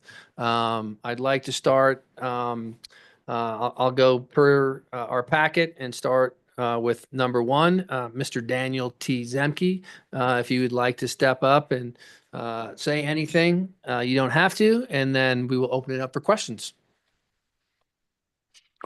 Mr. Mayor, council members, and town manager, thank you for having me. I'd first like to apologize for my ruffled shirt. This is not how I show up, but I made the wise decision not to drive home on the roads last night. And I didn't have access to an iron this morning. So this is what you get. This is not how I appear on the bench. And I would have dressed a little bit better. So honored to be among two candidates. You're going to pick somebody named Dan. We know that. And both highly qualified. I know Mr. Hudson-Pillar's resume quite well. And I think you're going to make a decision that suits the best interests of the town, and happy to answer any and all questions you may have. Great. Daniel, thank you very much. Are there any questions for Mr. Zemke? Dan? Thanks for applying, Dan. First question for you. What can you lay out a little more explicitly the motivations behind your applying, and what called you to raise your hand to volunteer for this role? Sure. I knew when I went to law school back in 01 and graduated in 04 that I was going to work in a small town. I knew that my practice would never be centered in a, white shoes law firm. I'd be in a small town. I also had the desire at that time to eventually ascend to the bench. It's, I think, something that a lot of law students wish to do, and I was certainly one of them. I did have applied for county judge before. It's a chance to represent a community and to administer justice in a fair and equitable manner, and to continue to contribute. And so it's important for me. I don't live in a community. I want to be a part of a community. So that was my reason and rationale for throwing in my name into the ring. Thank you. And you somewhat started to lead into my second question, which is you are, to at least a degree, a known entity in the town. You've lived in this community for quite some time. in a small close-knit like Telluride that certainly has many benefits, but it also in this position might present some challenges of knowing or having somewhat relationships with the people who might eventually be heard under the municipal code judge. Do you have any thoughts on that or any concerns about how that might play out if you are appointed to this role? It certainly has crossed my mind. I don't want anybody that I know to appear in front of me, but the reality is they will. I take upholding the law, as I'm sure Mr. Hudson Pillar does as well, very seriously. So you don't get a break with me. That's just how it is. And, you know, if you appear in front of me, and obviously you have to do a conflict analysis and make sure that there's nothing there to keep me from hearing the case and rendering a decision. And then if that survives, then you follow the law and you make the judicial determination of the facts in the law and the testimony that's presented, and you issue a judgment based on that. I don't have any concerns because I take the job very seriously. But that is a very good question because it has come across my radar. One more question, thank you. Lastly, I would say there is at least some discretion that any judge has, especially when it comes to sentencing, of what kind of sentence they hands down. I think it is value of mine to make sure the person that we appoint is aligned in values of not wanting to follow the law, make sure that there's a corrective action taken when law is broken, not being overly punitive or trying to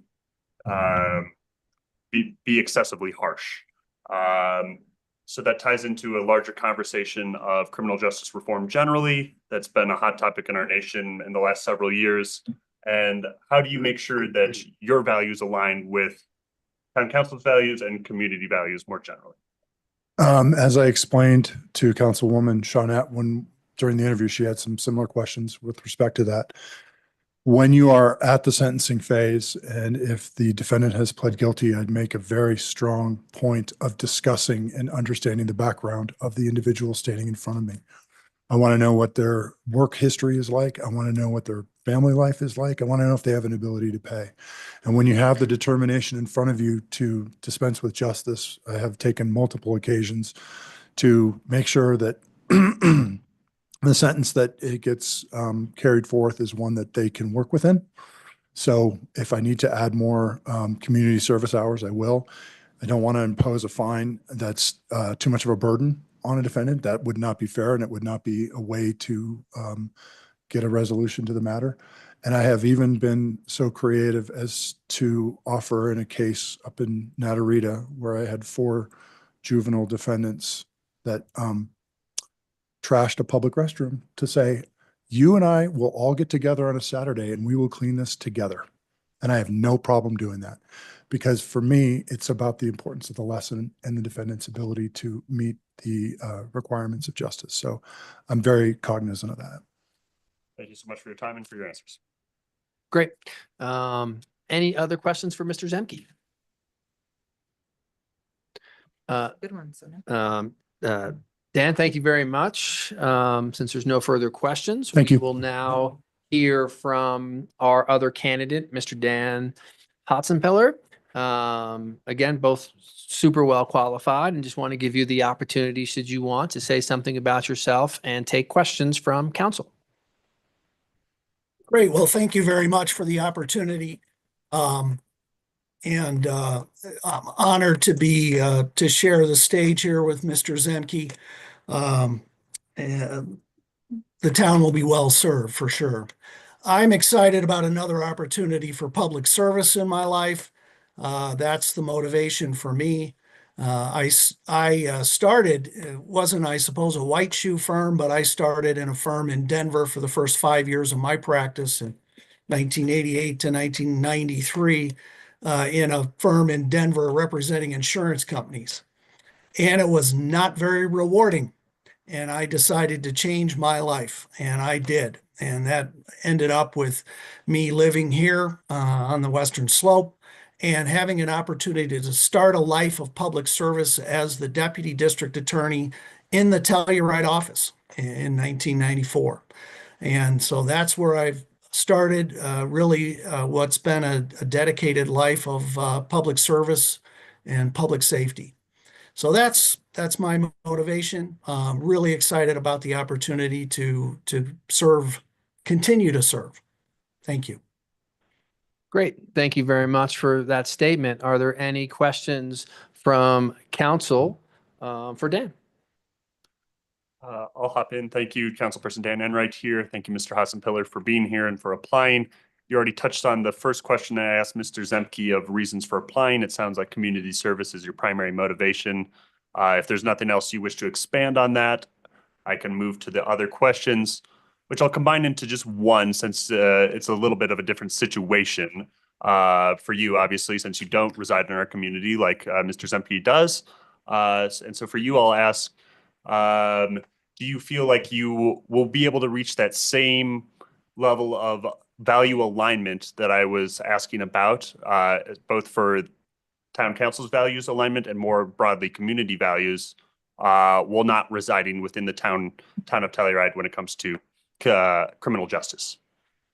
And if I didn't phrase that in an eloquent way, I can rephrase it. But no, I thought it was quite eloquent. Thank you. And I get it. Absolutely. You know, first of all, I've worked in the community and San Miguel and West End for a long time, and in a real integral way. You know, as the elected district attorney, we had an office here. I was here a lot and hired, and we had big cases here. We had small cases here. I hired people and supervised them here. And that includes law enforcement contacts and contacts throughout the community that started really in 1994 and have continued. When I was in private practice, and really what I did was alternate public defender work. So I was representing indigent individuals, and I had cases here in Telluride, many cases in Telluride. But I think the key is to listen to those who appear in front of the court, to talk with the town attorney's office, to talk with the marshal, Marshal Compte, whom I know, not real well, but in my work at the Law Enforcement Academy, I've gotten to know Marshal Compte a little bit. And the key is to listen. But I think more fundamentally, municipal courts are not about being punitive at all. It's just, you know, the only time you really want to be punitive is if for some reason you need to have someone exit our community. And that is only in the most serious of cases. That's not, municipal court is about appropriate responses to violations. And if there's accountability, you can almost always work with someone. What I would be most excited about would be developing tools. And by that, I mean perhaps some alternatives within the community, learning more about the tools that are already there that can be used to help offenders. And really, our goal is modify behavior. And if they can make a connection between their behavior and why that was not positive, wasn't positive for them, wasn't positive for their families generally, and wasn't positive for their communities, we can see some change. So to me, it's not even an approach about let's be punitive. It's an approach about what is it that's going to help modify their behavior, and that requires listening, talking with them, as Mr. Zemke talked about. thank you, sir. Appreciate it. Are there any further questions of council? Seeing none, Kevin, I got one more question for you before I proceed. Sure. Can a member of the Telluride Judicial Subcommittee make a motion in this case? They certainly can. Okay, I just want to make sure everyone was clear on that. Before I ask for a motion, is there any further discussion among council members? Seeing none, is there anybody here in the audience from the public who would like to comment on either candidate? Seeing none, Tiffany, do you have anybody online? Seeing none. Seeing none. Okay, I would certainly entertain a motion. I'd like to thank both of these gentlemen for making our job hard. And with that, I move to approve a resolution of the Town Council of the Town of Telluride, Colorado, to appoint Daniel Zemke as the Telluride Municipal Court Judge. We have a motion from Ashley and a second from Second. Elena. Ashley, how do you vote? Ashley, yes. Elena, yes. PBS. Dan, yes. Teddy, yes. The appointment of candidate Mr. Daniel Zemke is passed by Town Council. Kevin, is that all done correctly and as you need it to be accomplished? That's the documentation we need, Mayor. Thank you. Great. And once again, both candidates, thank you very much for the time and effort. It truly was a difficult decision where we felt like we couldn't lose no matter which direction we went. Always sucks to have a winner and loser. And thanks. Thank you, sir. Thank you. Okay, that brings us to agenda, action item 9B, consideration to renew the outdoor dining agreement for Pine Street Adventures LLC, DBA The National, for use of the sidewalk adjacent to 100 East Colorado Avenue, Suite B, Telluride, Colorado 81435. And we have Tina Rutherford here to present. And Mayor, before we proceed, I do just want to disclose I have a business relationship with the applicant and my other role as a wine and liquor sales representative that I do personally profit from. I haven't discussed this with our legal counsel yet, but I believe I'm not required to recuse, but I am offering, if it makes the rest of the council feel more comfortable, I'm happy to recuse on this item due to that relationship. I'm good with it. I don't think it's necessary. Okay, thank you. Proceed. Okay. Thank you. Great. Good afternoon, Mayor and Council. Tina Rutherford from the Clerk's Department here to present the National for consideration of renewal of their outdoor dining agreement. In June, Council approved the National's original outdoor dining agreement with 3 conditions. Those being a maximum of 12 persons occupancy, use of shatterproof vessels, and returning to Town Council for consideration of renewal for next year.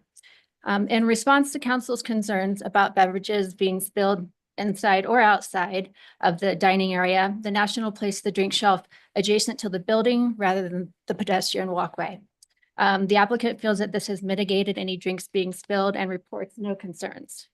I've spoken with the Marshal's Department and Public Works, and neither report any concerns. The applicant wishes to renew, removing the conditions of use of shatterproof vessels and the condition to return before you for consideration of renewals in future years. I have included a sample motion in your packet with the conditions as optional for you. I'm here to answer any questions you may have, and the applicant Kate Thompson is here as well.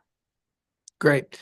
Tina, thank you very much. Before we invite the applicant to speak on their behalf, are there any questions for Tina based on what she presented for us to discuss?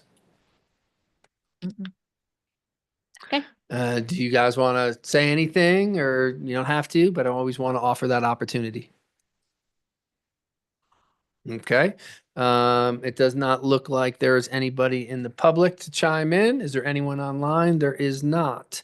So unless I've got a question for the owners. I'm just curious if you felt like, I guess my just like, anecdotal experience was I didn't see that space getting used a lot. Do you feel like that it was serving its purpose as kind of this overflow waiting area for you, and that was like a good use of the space for you guys in your business?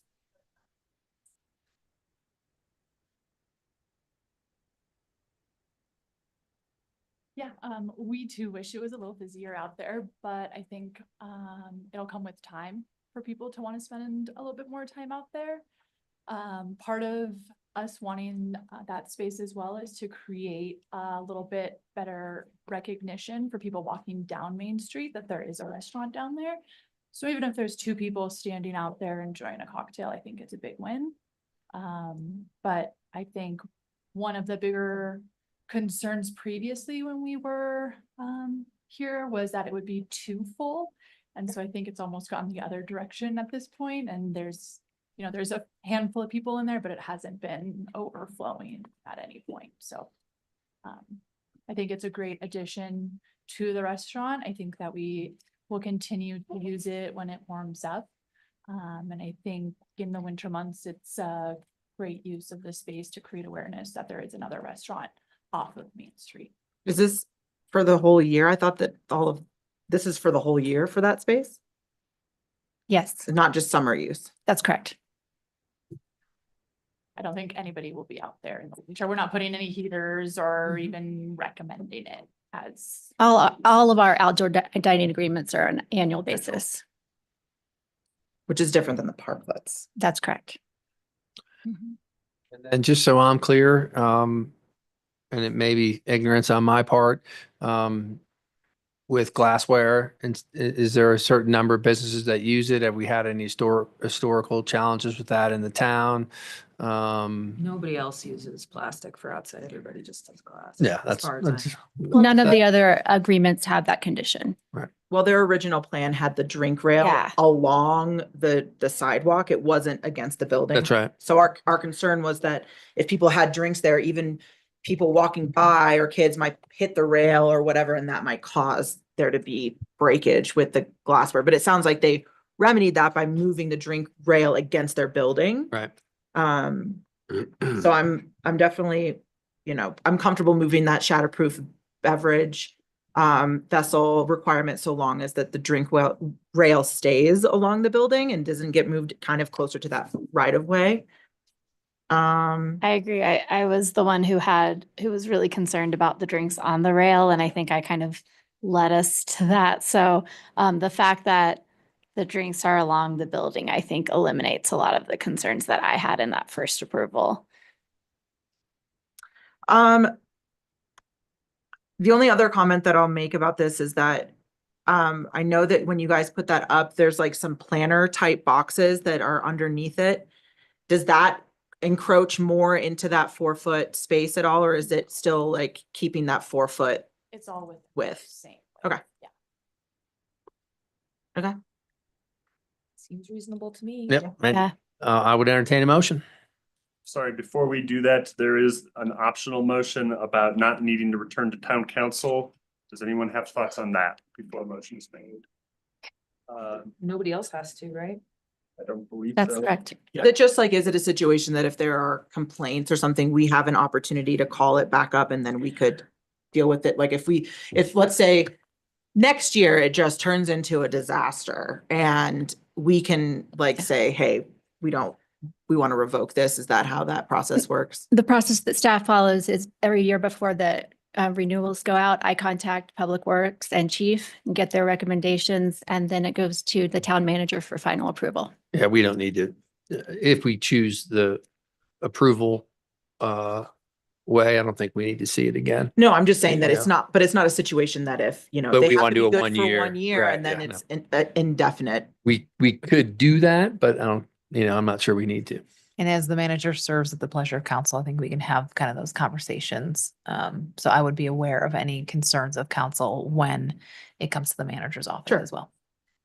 I move to approve the renewal of the outdoor dining license agreement for Pine Street Adventures LLC, DBA The National, for their use on the public right of way in front of the National located at 100 East Colorado Avenue, Suite B, Telluride, Colorado 81435, with the following conditions. 1, the limitations of occupancy in the space will continue to be 12 persons. And 2, shatterproof beverage vessels are no longer required. And 3, applicant does not need to return to the town council for renewals. We have a motion and a second. Dan, how do you vote? Dan, yes. Geneva, yes. Elena, yes. Ashley, yes. Teddy, yes. You are approved unanimously. Thank you for your time today. Sure seconded that. Geneva. Geneva. Yep, thanks. See you. Action item 9C, introduction and first reading of an ordinance of the town council of the town of Telluride, Colorado, authorizing the sale of certain deed restricted real property known as Entrada Unit B. And we have Ally Slayton here. Thank you for the introduction, Mayor Errico. This is the first reading of an ordinance for disposition of real property in the town of Telluride, which under the charter does require a reading and of course passage of an ordinance. If you do decide to move forward with the disposition of this property, that hearing would be held on January 14th. But just by way of background about this unit, it is not subject to the Telluride Affordable Guidelines. This is one of the very few units that the town has a different kind of deed restriction on that is specific to town employees. So this is one of the reserved units at Entrada. I believe there are currently 2 of those. The town did purchase this unit from the prior employee that occupied it back in May. We have now identified a new employee that desires to purchase the unit. We are not under contract yet. The purchase price is still being negotiated as the town took this opportunity to do some improvements to the unit. We do anticipate that whenever we do sell this property, whether it's to this employee or another, that we would recover all of those costs upon that sale. Great. Thank you very much. Is there any questions from council? Seeing no questions, it does not look like there is anyone in the room for public comment. And Tiffany, do we have anyone online? Just to double check. We do not have anyone online unless there's any further discussion. I would entertain a motion. I move to approve on first reading an ordinance of the town council of the town of Telluride, Colorado, authorizing the sale of Entrada Unit B and direct the town clerk to set this matter for a public hearing on second reading of the same to be held on January 14th, 2025. We have a motion from Elena. Do we have a second? Second. And a second from Ashley. Elena, how do you vote? Elena, yes. Ashley, yes. Geneva, yes. Dan, yes. And Teddy, yes. It is approved unanimously. Ally, thank you very much. Thank you very much. I'll see you again for this item at your next meeting. That brings us to action item 9D, introduction and first reading of an ordinance of the town council of the town of Telluride, Colorado, authorizing extension of water service to the San Miguel County Park, known as the Mill Creek County Park parcel, and authorizing the waiver of certain town water tap fees associated with the extension of water service to the county park. And we have Zoe and Kevin here to present. Thank you, Mr. Mayor. I think I'll start with a brief presentation to kind of acquaint you with the issues applicable to agenda item 9D. This is not something that council handles all that often, which is a request for extraterritorial service of, in this case, water, not sewer service. But you have had some requests. So for instance, some of you were involved in the Genesee request for the approximately 20-acre parcel out at the Society Turn intersection, where you did approve extraterritorial water and sewer service for that parcel, conditioned on a number of public benefits that the town would be receiving or the community would be receiving in return. So let's get into this issue briefly. I have a PowerPoint presentation. And just to remind you, you have a number of provisions in your charter that address this issue. You can extend municipal utilities outside of your town boundaries. Those are under terms and conditions that you deem appropriate by your action. And there's another provision in the municipal code that does require that if you are going to extend, in this case, water facilities outside of the town limits, you shall do so by approval of an ordinance. And there also is a requirement that both the town manager and the Planning and Zoning Commission shall review the request for extraterritorial service and make a recommendation to town council. We'll come back to that in just a minute. You also have companion provisions in your land use code and Colorado law. They typically say and prefer that annexation be a part of a condition for the provision of municipal utilities, but it also can be waived under Colorado law and under your land use code provisions. Just to orient you a little bit to the site, I have a graphic here. I think this graphic was provided as part of the application we received from San Miguel County. It does depict the approximately 1.09 acre parcel that's located on the northeast side of the intersection of the Mill Creek Road that goes up to the town's water treatment plant and the Highway 145 or Colorado Avenue spur. So this is just west of the Shell gas station and just west of Brown Homestead is what they call that parcel. Correct. This land was received by San Miguel County as part of the what I would call the PUD benefit package for the north side development on the valley floor. A little closer up photographic representation of that 1.09 acre parcel. You can see it here in this photo that I've attached to the packet as well. So two requests, just quickly to go through them. One is to approve the extraterritorial supply of water. So that is outside of the town of Telluride. This parcel is not in the town. In order to do so and approve it, you have to do so by ordinance. And then there's a request to waive the tap fee for the water service. We have an estimate of what that tap fee would be. I believe that was included in the town manager's recommendation on this issue. That's another component of the request. Again, a 1.09 acre parcel. It is specifically for park purposes, and the intended use of the domestic water that would be provided to the town would be several-fold. One is water for irrigation of garden elements within the park. And then they have a potable water element, which is for water for drinking fountains, water bottle fill station, and then apparently a companion dog water station, and then a wash ability for porta potties that are conceived to be used on the property in question. Conditions, the town has recommended a number of conditions. These come principally from the Public Works Department, along with the town manager who has reviewed this, that the county must purchase a water meter for the intended service, that they would be responsible for all monthly water service charges. There's a requirement because the line, the potable water line that runs right in front of this property that they're looking to tap into, that is at very high pressure, I think somewhere between 300 and 400 pounds per square inch, that in order to connect a service line to that main, they're required to have a pressure reducing valve.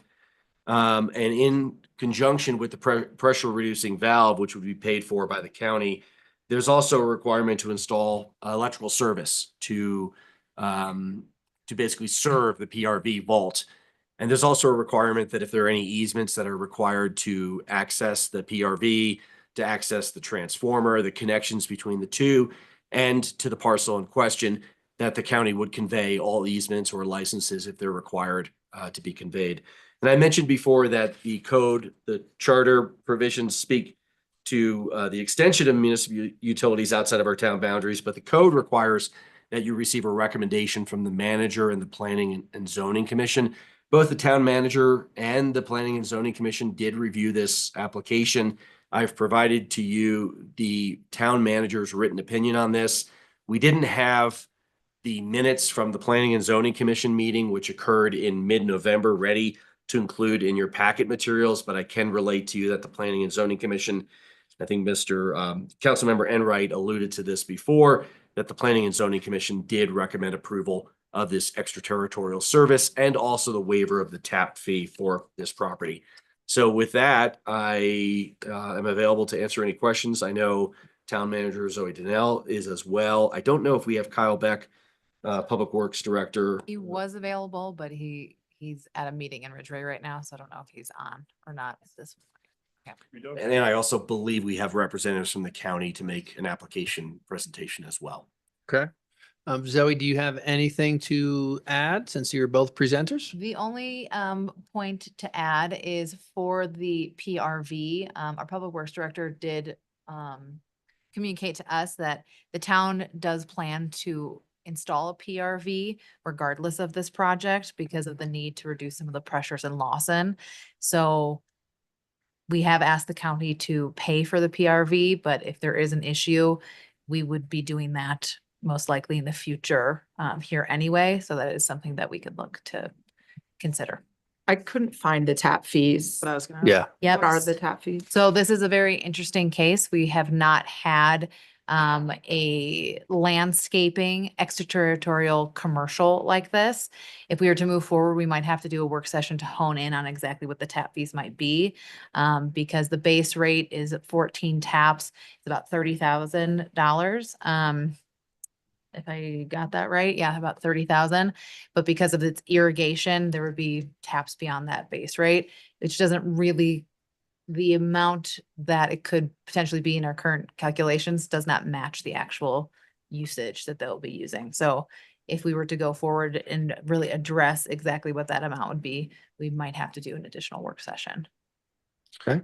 But right now it would be an estimate of something around 30,000. I have a question that might be a dumb question, but I'm gonna ask it. Yep. I feel like in like every conversation I've ever had about tap fees, it's either like pay the tap fee or waive the tap fee, that it's like, it's an all or nothing.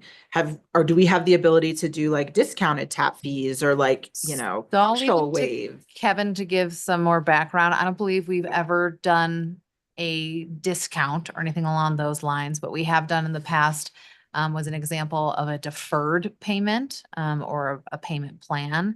But beyond that, we have not done, because when we adopt a fee schedule, we're adopting that fee schedule, so we stick to it. We don't build in conditions for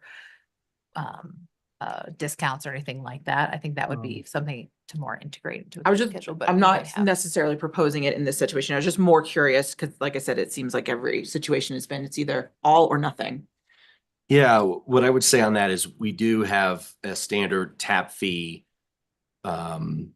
provision in the code that requires whatever the standard fee is to be paid, depending on the allocation of service and how much volume is being used, how many fixtures are associated with that service. So the default is payment, and I am not aware of. I'm thinking deeply here. Other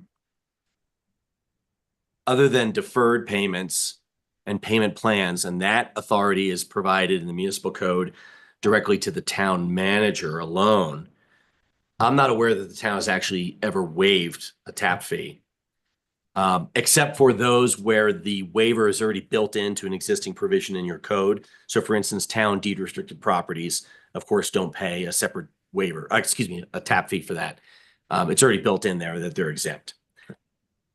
Typically, any other development, it's required to pay the fee. We did have one, this was the TSRC proposal that came before town council to use what's now the Voodoo property. If anyone remembers when that was approved about 13 years ago, the town did approve a waiver of a combined tap fee, building permit fees, temp mitigation fees, but they only approved it up to a maximum of $400,000. And then the development never went forward, and TSRC basically asked to cancel the agreement they had with the town because they couldn't fulfill some of the obligations. It doesn't really matter what happened there, but it never went forward. So this is really kind of a first, but it's for a fellow governmental entity that's implementing a governmental purpose. And I think it's firmly within your discretion, but there is, I think, some public benefit component of this, which is why I think you're hearing the request. Yep. And any more park space is good. Question? Yeah, I'm wondering, I guess it's just an issue I'll raise and then maybe let Mike and folks at the county address it. But I can remember looking at water tap user charts and which users are the largest in the community. And for a long time there, the cemetery was up there because they did a lot of irrigation and had some fairly outdated systems that were not very efficient and that sort of thing. And I kind of. And they were using potable water for irrigation, which is also not necessary. Right. So, but these will be too, using our potable water to irrigate. So I'm just hoping that the county can address sort of what the thought process will be with what kind of landscaping and what sort of estimated water usage and that sort of thing. But you don't have to use potable water to irrigate. You could do a plan that doesn't use potable water for irrigation. Agreeing with you, but they're asking for a tap and one of the uses would be irrigation. And for a small parcel of that size, it's probably a little more challenging than other don't have places like another a golf water- course. That's Yeah. right. But there's a creek right there. Why couldn't you put in a pump? Well, Anyway. why don't we let them Yeah. tell us what? Let's wrap up questions for Zoe or Kevin before we hear from the applicant.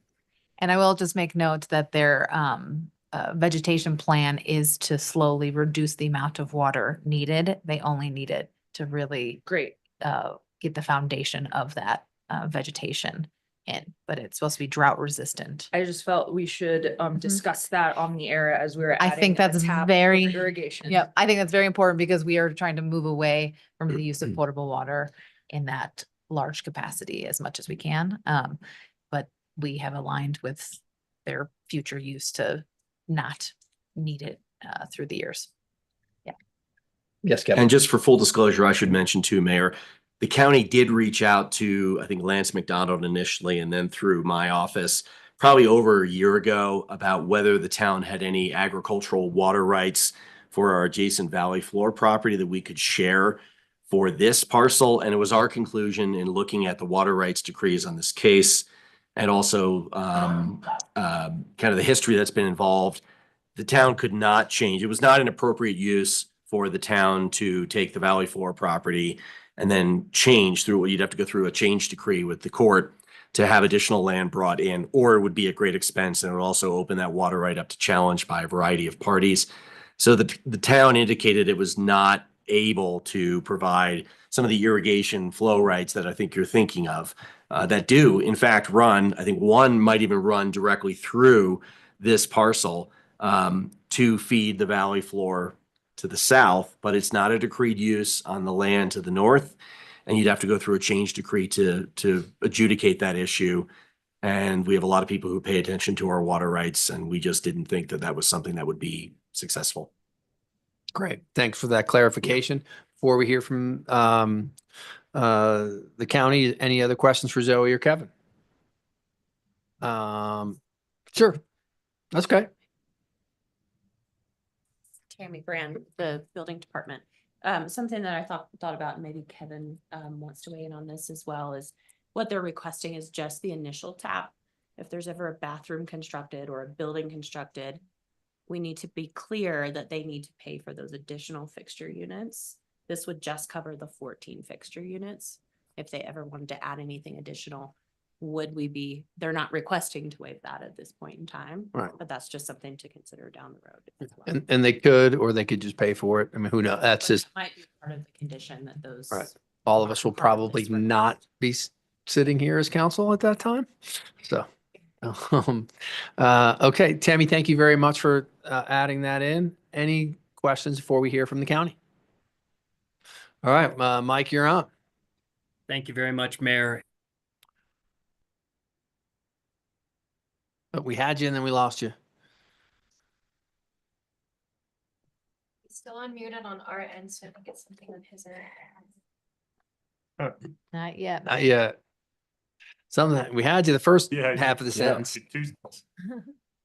Two words, and that was it. Mike, I'm gonna try muting you and then prompting you to unmute again.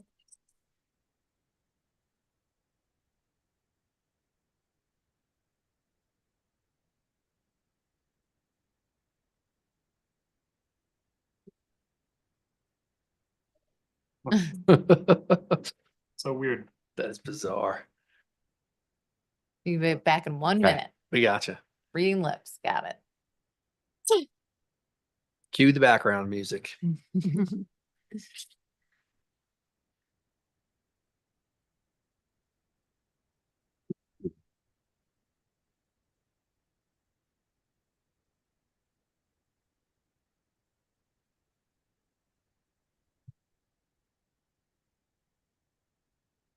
Is that still, is the cemetery still the number one? No. It'd be Telluride Ski Resort. And then the cemetery. And then school, but they've done a lot of work. Pardon? Was there a place to look that up? But we've gotten a breakdown. It's in our like annual report. every year. Yeah. Yeah. Yeah. That comes But out we're in the working with spring. all of those entities I don't remember. to reduce Yeah. their It- usage. It all blends together. So We've made great strides. yeah, Last we're working on it. years. Yeah. Oh, hand up. Hello. Figure. Hi, we Hi, hear we you. can hear Can you you, hear Mike. me this time? We can't. We can hear you, but not really see you. You look I like See a know. giant shadow. I'm in witness protection at the moment, but this is my other computer, so my apologies. And Janet Kask, our Parks and Open Space Director, is here with me in the background and can fill in some of these details as well. But first off, thanks Mayor and Council for accommodating and hearing us today. The county received this parcel as a part of a PUD dedication from Genesee's Mill Creek and Deep Creek PUDs. The property is restricted in its use very clearly to be used only as a park, not for camping or overnight use or parking or any other purposes. Janet has done a community survey, extensive community survey about what the public would like to see in this. Due to its location, we feel that it's likely to be a primary benefit to town residents in Eider, Sunnyside, the west end of the town, as well as other users that frequent the Mill Creek area. And we know that before we added a porta potty this fall as the first phase. And you are correct that we do not have a plan to install a bathroom. However, we do want to have a water bottle filling station for users that would help the users of the Valley Floor as well. We can get into the water usage, but it is correct that we will be installing all drought resistant plants and low water use plants. The purpose of the water, and we did a cost benefit analysis of bringing in water tanks and refilling those until the vegetation could take root versus the potable water. And I agree with you. I'd love to have raw water for this, but it currently is not an option. So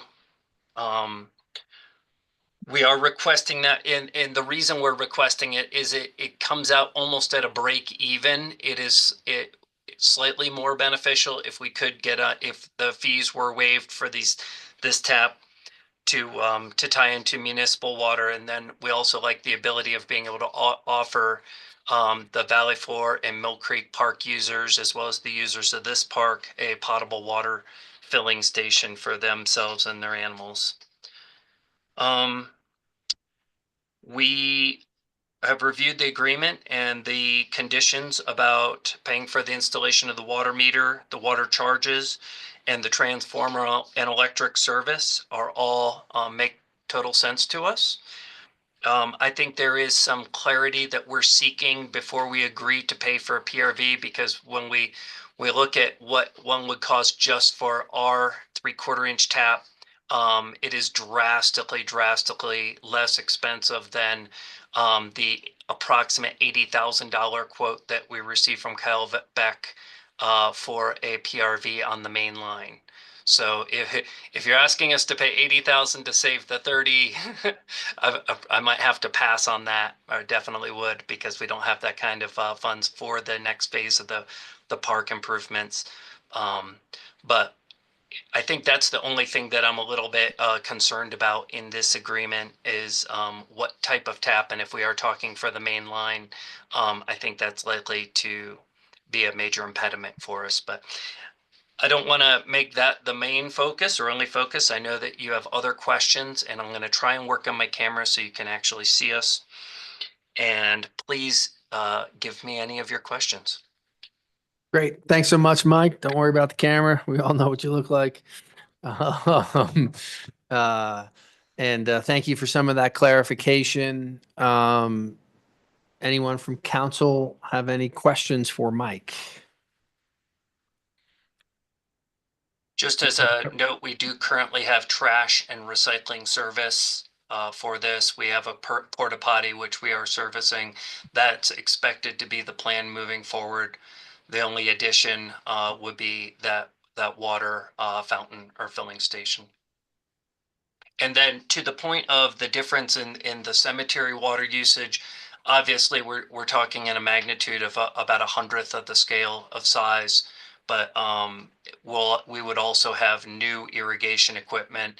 And again, the plan is only to use that irrigation equipment for a number of years until the main trees and shrubs and other drought resistant planting are rooted. The cemetery's not 100 acres, is it? The only thoughts I have are slight asides, but I'll just offer them to you now while I have you, Mike.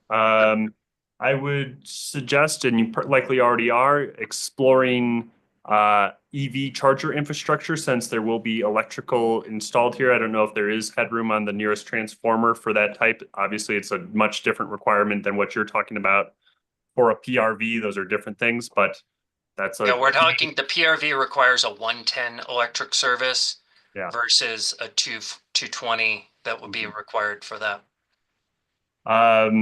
And then the other 2 cents I have, it's a trope in the mountain bike community that municipalities spend millions of dollars on bike infrastructure that isn't worth the ground that it's built on. So just please reach out to the local mountain bike community for that skills park, because it's a needed piece of infrastructure in our region. People who spend thousands of dollars on mountain bikes tend to have other disposable income that they can bring to our town. And so that, I think, would, if done properly, will see a strong strong return from that investment. I'll just conclude by saying I remain in support of this. If that cost of the PRV becomes an impediment, I think we should just have a larger discussion, since as Zoe is telling us, it seems like there might be some mutual benefit, and I think that we could have a discussion about how to make that work in the future. Thank you, Councilman Enright. And just as a side note, we all likely know that the county will be receiving a larger parcel to the very east end of the Mill Creek PUD development as an affordable housing parcel once the first free market lot is sold in the Mill Creek PUD. And we've already approached the town to talk about a partnership there. That development is going to, if and when that happens, I think that is an inevitability given its location and the fact that it's right on all the water sewer lines and adjacent to town, walking distance into town. That location is also going to require a PUD. So I first approached Scott Robson with this idea, and then when Zoe came on board, rehashed it a little bit to try and look at, could we put a PUD up there, or a PRV rather, so that we don't have to put in multiples upstream of where this one is being specified. Just kind of, it'd be nice if we could reduce the pressure early on and have that parcel be developable and serve this and your other properties to the west. Great. Thanks for adding that point. Eleanor, your hand is up. Yeah, so how many years will it take to establish that vegetation? I'm going to let Janet speak to that. Hi, everyone. Thanks for your time today. Yeah, so we have some preliminary plans as far as what the plantings are going to be. And we estimate, again, it's based on natural weather conditions and obviously the sprinkling of our irrigation system. But we do estimate, hopefully within, 3 years, our drought resistant plantings would be developed enough that we could then wean off of our actual water demand off of the tap. So again, that's an estimate. We are still looking to finalize what our plantings would actually be, but the focus would be on drought resistant plantings. And just to remind everybody too, this is only an acre site. So along with County Manager Mike Bordonia's letter, which is part of your packet, we have some preliminary renderings included, which will just give you, an overall viewpoint of, the percentage of the site that we plan to actually have plantings on. Because you'll see there's sort of like a pathway that carves through the site, along with a barbecue area with a little structure. We're just looking at passive use for this, and and again, porta potties, something nicer than the one that we currently have out there now, but not permanent bathrooms, as has already been mentioned. So pretty simple stuff as far as we're concerned. Great. Thank you. Ellen, did that Did. answer your question? Fantastic. Any other questions for Mike or Janet? Well, I guess I have one more. Just to expand on that, it looks like there's already some tree coverage on the lot. Do the plans include keeping those trees that already exist and kind of working with them, or is the plan to kind of remove those and start over? Well, we want to maintain as much of the existing vegetation as possible. I mean, you'll actually see a pile of logs out there, and those were trees that were had suffered drought and were in a bad way, and what we considered, we deemed a dangerous condition or situation.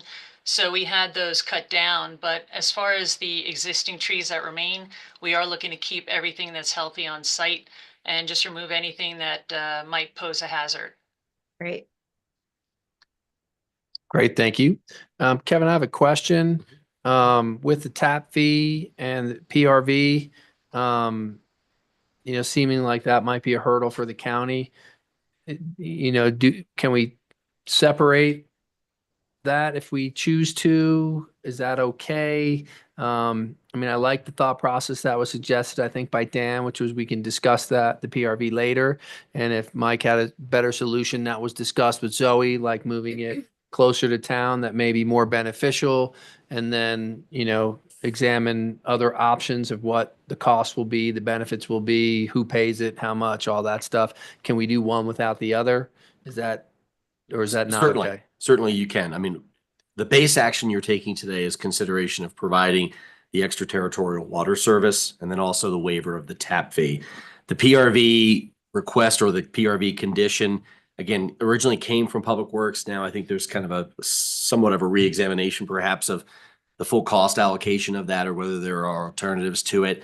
That could be a separate agreement that the town and the county can subsequently figure out, or if you want to put a parameter on a condition, that's fine too. I mean, one suggestion could be that the county would pay no more than half, or you could just leave it silent for now. It's really in your discretion. The original condition was for the county to pay for the PRV. I think there's been some revisitation of that condition on its own, standing full at 100% payment by the county. And that's something we could entrust staff to do, and if they need our direction, they can ask us. Is that? Yeah, I understand that the direction is obviously to help the county, but more also in line with if this is something that's already going to be an investment for the town, maybe we can re-look at what that burden then looks on the Great. county. I think if I want to talk with Mike a little bit of changing the location of it to help support this other development, that opens the conversation a little bit more I don't have all that information for, but I think I understand that direction of that give and take. That way we're not, you know, having redundancies, and if it's more important and just better to have it closer to town for a future affordable housing, you know, like Mike said, that may or may not happen. I mean, who knows with San Miguel Valley Corp and what ultimately they'll do there and when. I just want to make sure we were clear on that with potentially somebody making a motion, or at least what our understanding is of the togetherness of PRV versus the tap fee waiver request. I think it feels like the PRV is a discussion we have to have down the road. Yep. Any other questions for Mike, Kevin, or Zoe from council? Seeing none, is there anybody in the room for public comment on this? Seeing none, Tiffany, do we have any online? No. We do not. Unless there's any further discussion requested from council, I would entertain a motion. I move to approve an ordinance of the town council of the town of Telluride, Colorado, authorizing extension of water service to the San Miguel County Park known as the Mill Creek County Park parcel, and authorizing the waiver of certain town water tap fees associated with the extension of water service to the county park, and direct the Telluride town clerk to set this matter for a consideration of second reading of this ordinance in a public hearing at the town council meeting on January 14th, 2025. We have a motion from Dan. Do we have a second? Second. We have a second from Ellen. Yes, Kevin. So a couple of things, Mayor. In the ordinance that you're about to take action on, in section 2, there were the conditions of approval. And if you don't change those right now, that would continue to reflect that the PRV would have to be installed and paid for by the county. That's in section 2C. Okay. And there's also a provision, because I think they're related, so you might want to have some flexibility also to 2D, which is the transformer. What you might say is, you know, because the transformer would be required if the PRV is going to be located either right on that parcel or in direct vicinity to that parcel. So 2D might not be required if 2C results in the removal of 2C results in a PRV being located in substantially different location. So my suggestion is, I think for now, you should probably have an amendment to the motion that would amend to delete 2C.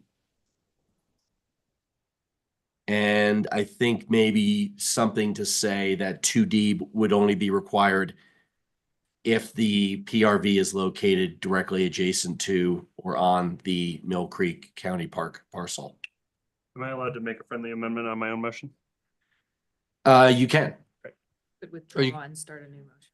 Or you could accept Kevin's suggested amendment. You could probably just, way. I make a friendly amendment accepting Kevin's suggested amendments to the motion. Okay. Okay, the motion has been changed. Elena, do you accept those changes? Accept the changes to the motion. Great. Dan, how do you vote? Dan, yes. Elena, yes. Geneva, yes. Ashley, yes. Teddy, yes, it is approved unanimously. Thank you guys for your time. We really appreciate it. Good to see you. Nice to see you too. Thank you very much. That brings us to agenda item 10, Telluride Liquor Licensing Authority. There are no items for the Telluride Liquor Licensing Authority. That gets us to number 11, Telluride Housing Authority, and there are no items for the Telluride Housing Authority. I know. Our last agenda item of the day is number 12, Executive 12A, Quarterly Town Manager Check-in for discussion of a personnel matter under CRS Section 24-64024 and Section 4.6B of the Telluride Home Rule Charter, and not involving any specific employee who has requested discussion of the matter in open session. Any member of this body or an elected official, the appointment of any person to fill an office of this body or of an elected official, or personnel policies that do not require the discussion of matters personal to particular employees. Do I have a motion to go into executive session? Have that from Geneva. And do we have a second? Second. Second from Elena. Geneva, how do you vote? Eva, yes. Elena, yes. Ashley, yes. Dan, yes. Teddy, yes. We will now head into executive session.